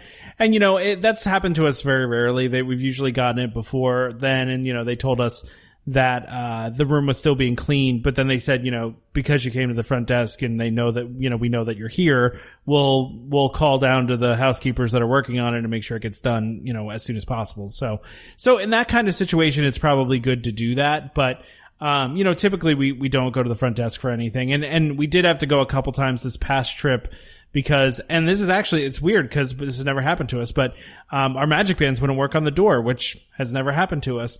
Now, given we had one night in one room and then we were moving to another room. And so maybe that was the hiccup. And John, you might be running into some problems here because you have a bajillion reservations, but, you know, we usually don't go to the front desk if we don't have to. I will just tell you real briefly a horror story we had. So we were at Animal Kingdom. And we switched resorts and we were at Animal Kingdom and the rest of our stay. We were in the furthest part of Kidani Village. And we had... Which section was it? Was it, cause we were at Rafiki last time. It is the very last section. So the furthest part out from the lobby. And it was not fun because it was late at night. We were tired. We were at the parks all day and we get to, and thankfully I just had surgery, you know, in May. So I had a scooter. And so we were able to like have my wife just sit down and, you know, just relax while I went back to the lobby full bore on the scooter, which was fun. To say what's going on with the Magic Band? How come it's not working? And so they were, you know, thankfully they were able to fix it. And, they actually made it up for me. They actually shipped my lightsaber home. For free, which was awesome. So, oh, nice. So wait, you did the lightsaber last time you were there? Or is this have you been to Star Wars already? Yes, and I totally fangirled when I went there. I've heard the lightsaber building experience is the best experience that you can have. It's just really well orchestrated and well done. It was awesome. And like my wife, who was like, "You're gonna pay $200 for a toy," was like. She watched it and she was like, that was cool. That was worth it. And for someone who doesn't get Star Wars, for her to actually enjoy it and to see like, you know, just we were there, like I got to experience it, like the day we arrived and she shot a video of the expression on my face when I saw the Millennium Falcon. Cause, you know, I was born in 1977. So like, you know, that was one of the coolest things I've ever seen. Like the detail in that land, say what you will about the ride, but the detail in that land is phenomenal. And Imagineering gets, you know, bonus props for that. Yeah, that's kind of what I said on whatever episode I gave my trip report is that it's kind of overwhelming when you're in there because there's so much to look at and so much stuff. It's just, it's almost hard to grasp it in like one, you know, visit or 1 hour or just a little bit of time spent there. It's so hard because it's just it's massive in scale and there's so much to it and there's so much to look at. It's just hard to really describe it, you know? So yeah. And just real quickly before we move on, cause we're chasing a squirrel again. Yep, just as usual. Yeah. It was one of those things where I said to my wife, I'm like, we have 46 years of this. This is amazing. And I mean, like, we don't have kids. We probably won't have kids, but like, I can honestly say that like, it will be awesome. The fact that like, I'll be able to go there when I'm like in my 60s and enjoy this, you know, and that's like the best part about it. Yeah, that is one of the great things about DVC, right? So, yeah. So let's talk about this. This is, you know, kind of an old incident, but I want to file this under this is why we can't have nice things. This is where I want to file this story. Wait, I'm back. Oh, Damon's here. Hey, look at that. He's back. So I got suckered into driving somebody else home too. So that's why it took me a little bit longer. The absolute opposite way that I was going. Well, the good news is we talked about all stuff you probably don't care about. So while you were gone, so this is we awesome. would have heard. Well, I don't want to talk about that. Let's move on. That's awesome. I like to hear that. Yeah. So now we can talk about Disney Plus then. Wait, but what did you talk about? What did I have to look at it just to make sure I truly don't care about it? Well, we talked about Epcot stuff. We talked about the Space 220 losing their chef. We talked about the character being rebuilding in ImageWorks. Oh, don't care. You're absolutely right. Camera I mean, center and I love closing Epcot. at Epcot. And what closing? The camera center closed. I mean, well, it made sense. So. Yeah, that's pretty much what we said too. So, and then we talked about. Did you talk about the Tarzan treehouse though? No, we're about to talk about that right now. Actually. All right. Yeah. Go ahead, Katie. What were you gonna say? It's just the story. Ugh. About the treehouse? Yeah. Like, is the guy wrong? What do you mean? The guy that did it? Yeah. Well, he was jumping up and down on the bridge. Supposedly, a man was jumping up and down on the bridge, on a wooden bridge in the Tarzan treehouse at Disneyland, to demonstrate to his children that it wouldn't break, and then it broke. but like, I don't really think he did anything wrong. Yeah, I don't necessarily disagree with you. Like, if my kids were asking me the same thing, I don't necessarily think I would jump up and down, right? But that all being said, like, if it breaks because you're jumping up and down, that shouldn't really happen, should it? Like, again, we don't know a lot of the other factors involved here. Like, well, we don't know if that's really what he was doing. Maybe he was just being a jerk and jumping up and down on it over and over and over, and I don't know. But shouldn't it not break regardless? Yeah, I mean, yeah, it shouldn't. Yeah, no, I don't disagree with you. John, were you going to say something? I was just going to say, like, this is why I will never go up in the Swiss Family Robinson treehouse, because, some doofus, I'm not saying the guy's a doofus, but, like, some guy will just do something stupid like that. You said it. That's why we can't have nice things. So it's like... But it's not like he brought the whole treehouse down. Like, one thing broke, right? Like, it's not like the bridge fell over, right? It wasn't just a plank on the bridge. It was just a plank on the bridge. Yeah, the whole thing didn't fall apart. Yeah. It's not like anyone was in that one instance would have fallen through that plank. Like, I don't know. I get, listen, as a parent, and who knows, the one discerning factor we don't have is what time of the day was it? Was it like at 6:00 where the kids were all worn down and crying already? Like, we don't know. It says around 4:45. Yeah, like, I mean, maybe the kids were just, they were a little bit out of their mind at that point. I don't begrudge him. I just don't begrudge him. I wouldn't do it, but I don't begrudge him. Logic would state that, like, and granted, some people just don't lack the common logic, but, like, if it's a 40-pound kid jumping up and down, fine. If it's, like, a 200-pound guy, things are probably going to break. This is like what my dentist says to me, right? I'm always like, hey, I don't want to floss near that cap because what if the cap comes off? And they're like, well, if the cap comes off, that meant there was something wrong anyway, so you might as well floss. I'm going to go with that analogy here, and like, it's fair. If you're jumping up and down on it and it breaks, it probably shouldn't break. Yeah. Katie, were you going to say something? I think you were going to say something. Yeah, I mean, I get what Damon's saying, and like that, I think that's actually a pretty decent analogy, and especially as a parent, I get that, but as a theme park employee, like, why? Just... Oh, I'm sure you see dumb stuff all the time, right, Katie? Like, yeah, like, just don't do stupid things. And I feel like there's just a pretty big difference between, I think, like John was saying, like, there's a difference between a kid jumping up and down and then a full-grown man jumping down with excessive force to prove a point. Excessive force, I like it. Yeah. Lawyer Katie said it was done with excessive force.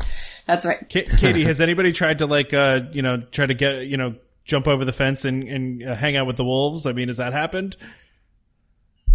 Thankfully, no. People generally tend to be afraid of wolves. Respect the barrier. But we have lots of fences to try to keep that from happening. That's good. People have gotten closer, but not close enough. That's good. Okay. Yeah, I figured it was Damon that probably tried. I figured he probably was the first. I am like super respectful. Well, you said the wolves up close were terrifying too, right? Dude, they were big. They were big. They were bigger than I would have expected. And, it's interesting. We're going to tangent, right? But like, so there's a wolf preserve in New Jersey that I had been to before. But like, and Katie will correct me, I'm sure, if I'm wrong here, but from my understanding, a lot of wolves that are in captivity like that aren't like real wolves, right? Maybe hybrids, because they were nowhere near as big as the wolves, right? Like, that's the way I feel. They were big. I haven't been to sanctuaries, but from what I understand, oftentimes I think they are hybrids that have been surrendered, like pets that people didn't know what they were getting into and made poor life choices. I like that. Poor life choices. Wait, so we're at like an hour 40 and you haven't even talked about Disney Plus? I know. We need to talk about. Well, we were waiting for you, Damon. I was trying. I saving it appreciate for the that. end, That's awfully nice, and I'm glad I was able to make it back. I mean, Disney Plus. I don't even know where to start. I really, really don't. Like, so today I was watching old DuckTales, even though I have them on DVD. I've watched them, and again, I got access early, which was nice, but I don't know what to think. Like everyone was so excited about it, and like that's great, but really, when you look at original content, where are we? Where are we with original content? Not far yet. I mean, there's not a ton on there. I love the Imagineering show so far. I just hope that what we're going to see is, it's very interesting now because I watch Netflix, probably more so than Amazon Prime right now, but watching Netflix, like, there's something new, original, like, all the time. Like, they're putting in millions and millions and millions of dollars for original content, which is great. What I'm hopeful for is that, Disney sometimes can be a little disappointing because they're running a business, right? And I get that, right? Because as a stockholder, like, I understand that. But at the end of the day, are they going to throw a ton of money at original program? I sure hope so. I'm a little bit underwhelmed with the Star Wars show. I mean, it's okay, but I've read an interesting article today that talked about it that, George Lucas meant Star Wars to be for teenagers. And if I look at it like that, then it makes a little bit more sense to me. Because again, I would have loved a grittier one. Like, I don't know if anyone's ever read Death Troopers. Like, that's an interesting Star Wars novel. Like, that's what I was kind of, imagining, right? And that's old canon, so it doesn't exist anymore. But that being said, right, like, that was, actually, I don't even know if that got carried over. I'm not a huge Star Wars person, so I don't know what got brought in as canon from the Legacy series. But anyway, I would have liked it grittier, but I get it, right? And there's gonna be, again, spoilers, right? So, unfortunately, if you haven't already seen at least one episode or, been anywhere on the internet, right? Baby Yoda, right? Baby Yoda's awesome. Yeah. So it will be interesting. And, Lady and the Tramp, cool. High School Musical has been interesting. But I'm looking forward to hopefully, a lot more original content. I just, that's kind of what I'm, kind of seeing. And the Imagineering stuff for me, I could take it or leave it because there's something to be said on my end is that, it's great to understand how all these things work and how they came about. But, the mystery, I kind of like it as well. So, well, I will say the Imagineering series is not like a this is how this ride works kind of series. It's more of the history of Imagineering. So, yeah. Like, because at one point they go down to like the ballroom scene of the Haunted Mansion and they're talking about how the effect works, but they don't show how the effect works. They don't like show like the, that kind of stuff. They just kind of, but I get what you're saying. I from what I've seen, they plan on starting to spend like $1 billion a year on new content. So, I mean, they're going to have a lot of original stuff. But to your point, I mean, I watched the Three Caballeros movie this morning with my daughter, which she was digging. I mean, I turned on Chip and Dale Rescue Rangers. My daughter was dancing to the song. Like, we literally kept playing the theme song over and over because she was like all about that theme song. It is very brutal though to watch 480p television again. You know what, though? I was going to say, though, I feel like all of the old animated shows look amazing. I thought they looked great. DuckTales does not. Oh, it doesn't? OG DuckTales looks like you expect OG DuckTales. Like, you can watch it and it's almost like watching a VCR tape. It's at that level, in my opinion. I was just watching a few episodes. I was watching the one where they shrink Gizmo Duck's suit today, right? That's a great one. But I watched Chip and Dale, man, because Chip and Dale looks amazing. I don't know if they restored it or something, but Chip and Dale looks great. Yeah, see, I have a lot of those on DVD as well because I just enjoy watching them so much. So that wasn't a big draw for me. But like I said, it's always nice to have them in one place, that's for sure. Go ahead, John. I know you wanted to say something. I saw. John? Maybe? Did we lose John? No, really? John might be on mute. He might have missed his mute button there. But yeah, so for me, I really I like having everything in one place. I mean, some of the stuff you probably don't have on TV, like the old Mickey shorts, like some of the really old Mickey stuff. What's that? I don't care about them. Oh, really? You don't like that stuff? Nah. See, I've been showing some of that to my daughter, and she's really digging it. She really likes it. It's not that I don't care about them. Like, if they were on television, I don't know if I'd hit the, remote to change the channel, but like I'm not searching them out, I guess is more of what it is. I've been watching Gravity Falls, Damon. Oh, I've seen Gravity Falls like 8 million times. I know, but I'm telling you that I'm watching it now because I have access to it on Disney Plus. Oh, you've never watched it before? No. Oh my goodness, that's like, I was just talking to one of the brothers for Big City Greens worked on Gravity Falls. When I did that interview, we kind of chit-chatted about Gravity Falls, and I've talked to Alex Hirsch. Like, I've talked to a bunch of those people that have worked on it, which has been, it's probably my favorite animated show to ever exist, honestly, at this point, which is saying a lot. Wow. Katie, I think you were going to say something? I was just going to say I also have not seen it and am going to see it now that I have Disney Plus. I could have like given, well, no, I wouldn't have given Tom a pass. I wouldn't have get, but like, it hurts my feelings to hear, you say that you haven't seen Gravity Falls like that. Like, but I'm watching it now. I'm into it. No, not it's you, really Katie. good. Like you, I almost go, God, you know what? Like, it's Tom. like he says he likes Disney, but he doesn't like all the cool Disney stuff. He just likes, what's put in front of him. But Katie, that's a little disappointing to hear that. Like, I thought we were friends, and like that kind of like makes me have to rethink like my life choices on that end. I'm real sorry, man. I moved an hour away from my job, and now I spend my life driving. Yeah, that definitely Really will put random. a Especially in Florida. Is this not going through again? I swear. No, you're there, John. No, you're okay, there. Yay! You're super loud too. Well, we might have that will to make edit Tom's that. job fun. No, it's good though. It's good. Like I said in the comments, I'm a walking technical difficulty tonight, so. So what were you going to say? What were you going to say, John, before you got cut off? Well, I think, like, I was looking at, like, The Little Mermaid last night, and I made the comment that it was completely remastered, what they did with it. So, I think, if they, granted, when did DuckTales come out, Damon? Like, what, 80-something? 87. 87. But, Chip and Dale is around that same time too, right? When was Chip and Dale? A little bit later. It was a little bit later, but, yeah. Wait, but I have to get back to this. Katie, Amphibia? Have you seen Amphibia? I haven't. I don't even know what that is, Damon. I don't either. I've never even heard of that. What is that? It's a Disney show. Like, okay, like, you guys are like, really hurting me here. Listen, You've seen Mickey I used to Mouse, work right? at the Like, you Disney guys have seen store. Mickey Mouse? Yes. Like, So you're Yes. the one that just said you didn't care about the Mickey Mouse shorts. I care about those. I was talking about in general, any sort of animated Mickey Mouse. Like, you've seen, Steamboat Willie? Like, you've actually seen those? Yeah. Yes. Yeah, there's definitely a lot of that older stuff out there that's definitely enjoyable. I again, for me, I'm a big animation person, so I have to get back though to Gravity Falls. I think that after you watch it, you guys are really going to enjoy it. So I'm glad that you're actually going to watch it. Oh, I'm loving it so far. It's great. Yeah, it's definitely one of those good shows, and it carries on this theme. So. The other thing, I think I'm finally allowed to talk about it. So I got to see the Big City Greens holiday special. I think it comes out December 7th, but I think I'm allowed to talk, but I sure hope I'm allowed to talk about it. But anyway, it is phenomenal.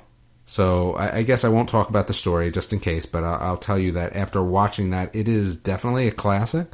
It's going to be one of those things that you'll watch over and over, and, I know you guys probably, again, if you haven't seen Amphibia or Gravity Falls, I doubt you've seen Big City Greens. I have not. Of course not. But that being said, and Nope. when it comes to holiday shows, you might want to at least check out a few episodes of Big City Greens before the holiday episode so you can kind of understand like who these characters are, and then watch the holiday episode. It is really good. It is really good. I will check it out. Yeah, I'll put it on my list, Damon. Tom, I don't expect too much from you. Like, that was really more geared towards Katie and John. I'll be Fair honest. enough. And maybe Trevor if he was around.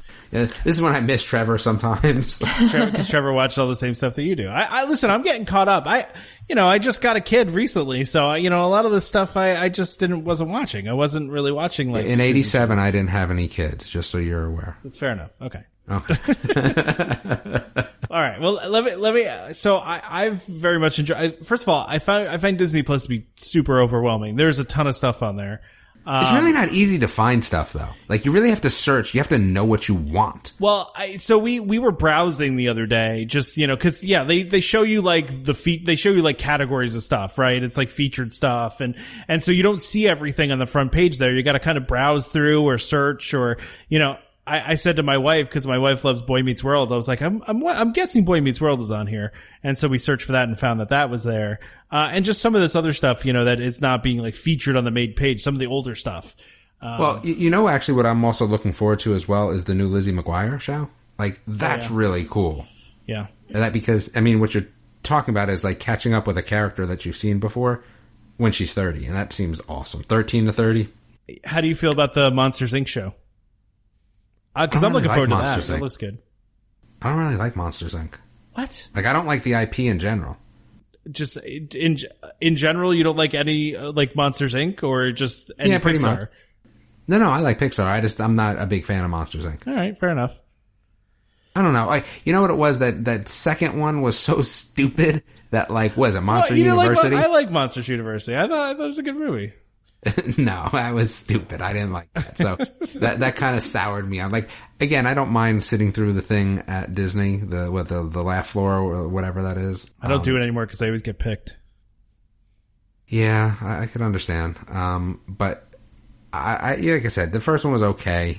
The Monsters University was just dumb for me. Well, have you found like any hidden gems on there? Because I was watching the old X-Men from the 90s. That was something I was watching, but I've seen that as well. No, not really, because I'm catching up some other shows as well. So anyone that, like, again, I know we make people mad when we don't talk about Disney stuff, but Undone is really good on Amazon. I've been watching that, and I've been watching Daybreak on Netflix. Mm-hmm. So I'm kind of catching up with them. Neither one is appropriate for children, but they're both very good. They're both very good. So that's what I kind of been catching up on. So no, again, like during the day when my daughter's around, like on a Saturday, like, we'll watch some stuff, but nothing really hidden gem wise. We watched Sweet Life, which was fine. She didn't like that as much, but Wizards of Waverly Place is on there, which I'm a huge fan of that show. So that was kind of fun to rewatch a little bit of that as well. Katie, I think you were going to say something. I'm sorry. I was just going to say, I don't remember if I've seen Monsters, Inc. 2, which probably says something about that movie. Yeah, it does. I legitimately can't remember if I ever saw it or if I just remember the trailer. But I'm with you. I don't love that I have to actively seek things out. Like, I just want an A to Z list of everything that they've got on there. They have that. You just have to go to the menu and click movies or TVs, and then you can see A to Z. But yeah, it's hard. It's not readily viewable right there. Yeah, I agree. But again, it's definitely a good effort, right? And for the price, no one can really complain. I ended up we had Hulu without ads, and gosh darn, that's great, right? So yeah. I couldn't go back to Hulu with ads, so we just added Disney Plus, and there's some sort of credit that happens and all that. Yeah. What we ended up doing, just because, again, I don't really want ads on Hulu. I have ads on YouTube TV. So we've been fully cut the cord for, since we moved into this house. So it's been nice. But adding another, it's cheap enough, but it's still, another bill you got to pay every month. But I think that it's worth it in terms of television, especially what's out there, especially if your kids haven't seen stuff or you enjoy animated stuff. And there'll be some movies. I think it's kind of that whole thing is I don't think there'll ever be anything gritty on there. Right. And I kind of have been digging gritty. They're going to save the gritty stuff for Hulu. Like, I feel like all the gritty stuff is going to go on Hulu. That's how they're going to use Hulu. Right.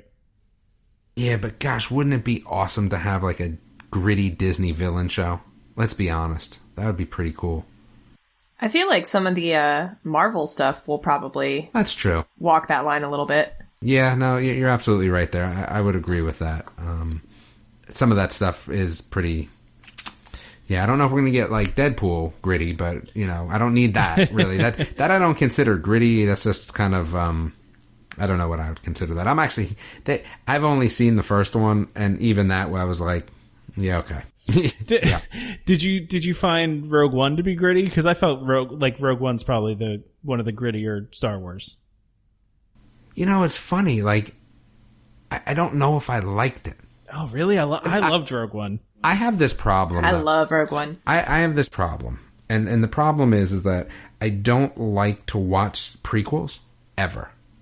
Ever. If I know what's going to happen, I don't enjoy it. Especially when it's set in a universe that... like, what was the end game? Like, I'm not usually about the story, I'm about the end game. At least for me, right? The end game and was there is no end game. I know what Star, happened. Right? Yeah. But I know what happens. And if I know what happens, how good can it be? Like, that's kind of how I feel. So, while it was a good movie, it didn't fully do it for me because of that. But see, the thing is with Star Wars is that I don't think we're ever going to get something that's going to be ahead of the movies. So The Mandalorian is kind of the best we're going to get, right? It's something that's set, kind of close to where we are in the movies, but somewhere that's kind of far away where it's not really related. Where I felt like Rogue One was already too related. Like, I know what was going to happen. And The Mandalorian, do I know what's going to happen? No, not really. Like, I might know what's going to happen with the First Order, but I don't necessarily know what's going to happen with these characters, right? And that's the same thing I have with Game of Thrones prequels. Like, Game of Thrones, like, listen, I read those books when they first came out. So for me, it was a little bit of a different experience. But the prequels, do I care? I really don't. Really? Yeah. Lord of the Rings is kind of the same thing for me. Like, it's going to be huge on Amazon, but I go, I know what happens. Now, Wheel of Time is a different story. Now, they get Wheel of Time kicking, that's going to be a whole different ballgame because it's set differently with characters we don't know. So anyway, I mean, Rogue One is okay, but I know what's going to happen. I know they're going to get the plans, right? Like, but that's, it's the whole thing about the journey of the destination, right? So I'm all about the destination. Yeah. So I like the journey to getting the plans. Like, cause it was always just, okay, they got the plans, but how did they get the plans? Obviously that had to be difficult. So I like that movie kind of just explained that one little thing from from the existing movies. But I think a level of like grittiness and like that sort of thing. Yeah. I mean, it was well done. And I think, are we going to get something like that again? Like I said, I don't think we're going to get it set in the current, we're not going to get it set in current times of Star Wars. That's what I would like. So if you were to say to me, what would you really want from a Star Wars show? Give me current line Star Wars. So what do we have? Resistance is pretty close to current timeline, isn't it? Oh, I'm asking the wrong people. I haven't even seen Gravity Falls yet. All right, forget about it. Just forget it. I'll stop with that line. Trevor would know. Trevor would be here. No, yeah. And I think going to your point, Damon, I think what they're doing with the Mandalorian, because there's a post, and I think with the show notes we can post like a picture of it. It actually shows the timeline. So I think what they're trying to do is, Disney being, forward thinking like they are as far as being a cash cow with, what Star Wars is. They're setting up future movies. But I don't think that The Mandalorian is really setting up anything in the future. I mean, we already know what happens. We're going to have 3 movies after it, right? After what's happened there.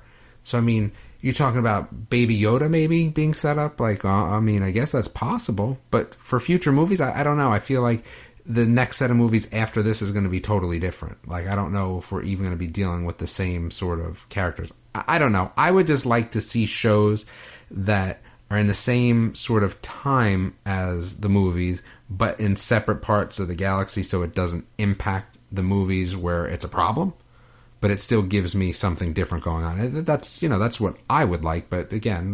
Kind of seems like what they're doing with Mandalorian, right? It's adjacent to Star Wars, but not really seeming on any of the timelines.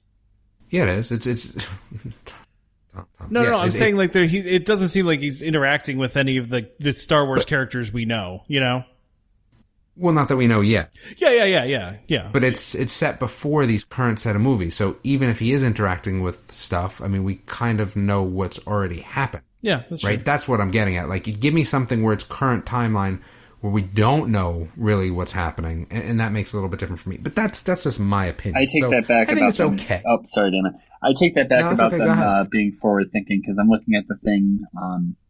Basically, this takes place after the Return of the Jedi. Before The Force Awakens, and so it's... Resistance is on there too, right? Don't they have that on that? I saw that. Yeah, Star Wars Resistance, so it's The Force Awakens, The Last Jedi, and then Resistance, and then, Galaxy's Edge is put in there, and The Rise of Skywalker, so, yeah, it's basically... who knows what they're doing as far as, this goes. I think the concept of the show is cool because I was confused when this first came out. I thought it was the story about Boba Fett because he's one of my favorite characters. Okay. Even though he has a small part in the series, he's just really cool. So I think that I like I said, I like the concept. I'm interested to see where it goes, especially everyone's losing their mind over Baby Yoda, and I'm just Baby Yoda's going to be a cash cow. They put a plush Baby Yoda out there. Everyone's buying. Oh yeah. It'll be on eBay, which it'll be sold like Dooney and Burke Magic Bands. Ooh, now that's interesting. That's interesting, right? Like, well, there'll definitely be a Funko Pop for sure, right? Baby Yoda. I will be all over that if there's a Funko Pop. Tom will open his and have his kid playing with it, using it as a teething ring. Well, but you missed it. Like we talked about, like the lightsaber experience. I basically I started a new job, so like when Savi's workshop opened, I bought I got into Savi's just so I can put a lightsaber on my desk.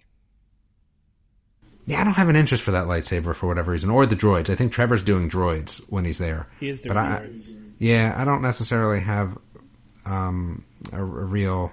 Again, this trip is all about food. I'm eating everything over in Star Wars Land. Whatever they got to eat, I'm eating it. And I might be drinking all the non-alcoholic drinks in the canteen, as many as I can get. I might get them for the kids and drink them right in front of them. Like, that might happen. I don't know. Well, you don't drink alcohol, but I would tell you this much. Stay away from the fuzzy tauntaun, because oof. Yeah, I like I said, they're all pretty expensive in general, the drinks over there, but I'll be trying some of them. Actually, that's the one thing I do like about Pandora. I like eating over there. That's about it, though. Yeah, it is a good place to eat, for sure. Yeah. Well, should we wrap this thing up? We're over 2 hours now, and this has been a fun show. So. All right, I get to wrap it up, too. You do. You get to wrap it up.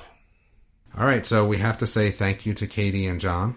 We have to make fun of John a little bit, because let me just tell you, everybody, he came on and was like, listen, I'm going to be the guy because I have all the equipment and I've been in radio, and he's like running on AirPods over there. So let me just tell you, in the 30 minutes I've been back, for some reason my AirPods are like draining rapidly. Like, Apple has failed me. The worst. Wait, do you have the regular ones or the Pros? I have the regular ones, which So I just bought the Pros recently, so they're not. And honestly, I do apologize. Like I said in the group chat, I've been a walking technical difficulty tonight. So it's actually been funny for me because, again, what you type to us in Messenger and then like what we get, like it's kind of funny. So I had fun with that. So that's great. And Katie, who is my 100% my favorite person that I've met through the podcast in general so far. So it was great. Thanks. She's been super nice, and it was great having the both of you. So now I get to talk about the email address, welcomehomepodcast@gmail.com. I don't know. I would say just come to the group instead, right? Like, I'm all about this group. I was trying to get 400 people before I go. We're stuck at 389. We need to get some more people. But again, you can email us if you have anything to say. If you want to count how many times Tom says during the episode, please email us. We'd love to hear about it. It's not all my fault. It's not all your fault. But we would love to hear about that. Or if you have any questions for us for the next podcast. Or since I will be there for Thanksgiving, I know that I'm actually going to be meeting a few people already, which is kind of fun. But if you have any thoughts on what I should be eating during the Thanksgiving place or anything like that, or just, want to give me some helpful hints about the holiday stuff there, please let us know. And let's see, on social media, like I said, at Facebook, it's at Welcome Home Podcast. What is it again, Tom, for the group? Is it it's something stupid? Because Tom wouldn't let us Welcome Home change DVC it. members. What do you mean I wouldn't let you? You can name it whatever we want. I don't care. Tom wouldn't let us change it, so it's Welcome Home DVC members. Now, I've just given up, so I just have a shortcut to it now, because, I don't have to worry about finding it ever again. Twitter. Actually, so Trevor did say that he might get on Facebook and post some pictures. I don't know if he'll actually get on Twitter. He said he would. Yeah, I think he'll be doing Facebook. Twitter is at Welcome Home Pod, and Instagram. If we were younger and cooler, we'd be on Instagram a lot more, which would be at Welcome Home Pics. And the store. So the store is store.welcomehomepodcast.com. You can get everything except the hats and the polos, which I think is all anyone ever wants, is the hats and the polos. They all want the stuff that only we have. That's the exclusive stuff, right? So. Well, but the thing is, Katie has the exclusive. Like, we don't even have the cool hat she has with the flying saucers. That's true. Katie's got the rare, misprint. Like, it's the dollar bill that, has the one in the wrong place, so it's worth, $1 million. That's right. I got the best one. I do have one other one, by the way. I do have another one that's busted like that. But this is actually my fault because I sent it to Katie and I didn't even look at it before I put it in the box, apparently. So. That is true. So, like I said, guys, thank you very much for joining us. I apologize. I had to jump out in the middle and start driving kids home. Thank you so much for having me. Yeah, we didn't have Katie, right? So John was out of the loop because he was like all messed up with his AirPods. I had to go pick up like 2 kids and drive them home. If it wasn't for Katie, Tom would have been sitting twiddling his thumbs by himself. I could probably just talk to myself for an hour. My back hurts from carrying all this weight. Exactly. Do you guys, before I do the final wrap up here, is there anything you guys want to plug or anything you guys want to say before I do the final wrap up? Well, I was going to say to Damon, even though I won't, you don't have to give me a hat, given that I am so tall and I don't know, I haven't seen a picture of you. I would love a picture of you because I'm sure you are not the tallest person in the world. So I think that would be fun. Wow. I'm 6'4". He's 6'10". 6'10"? Yeah, I'm 6'10". Wow.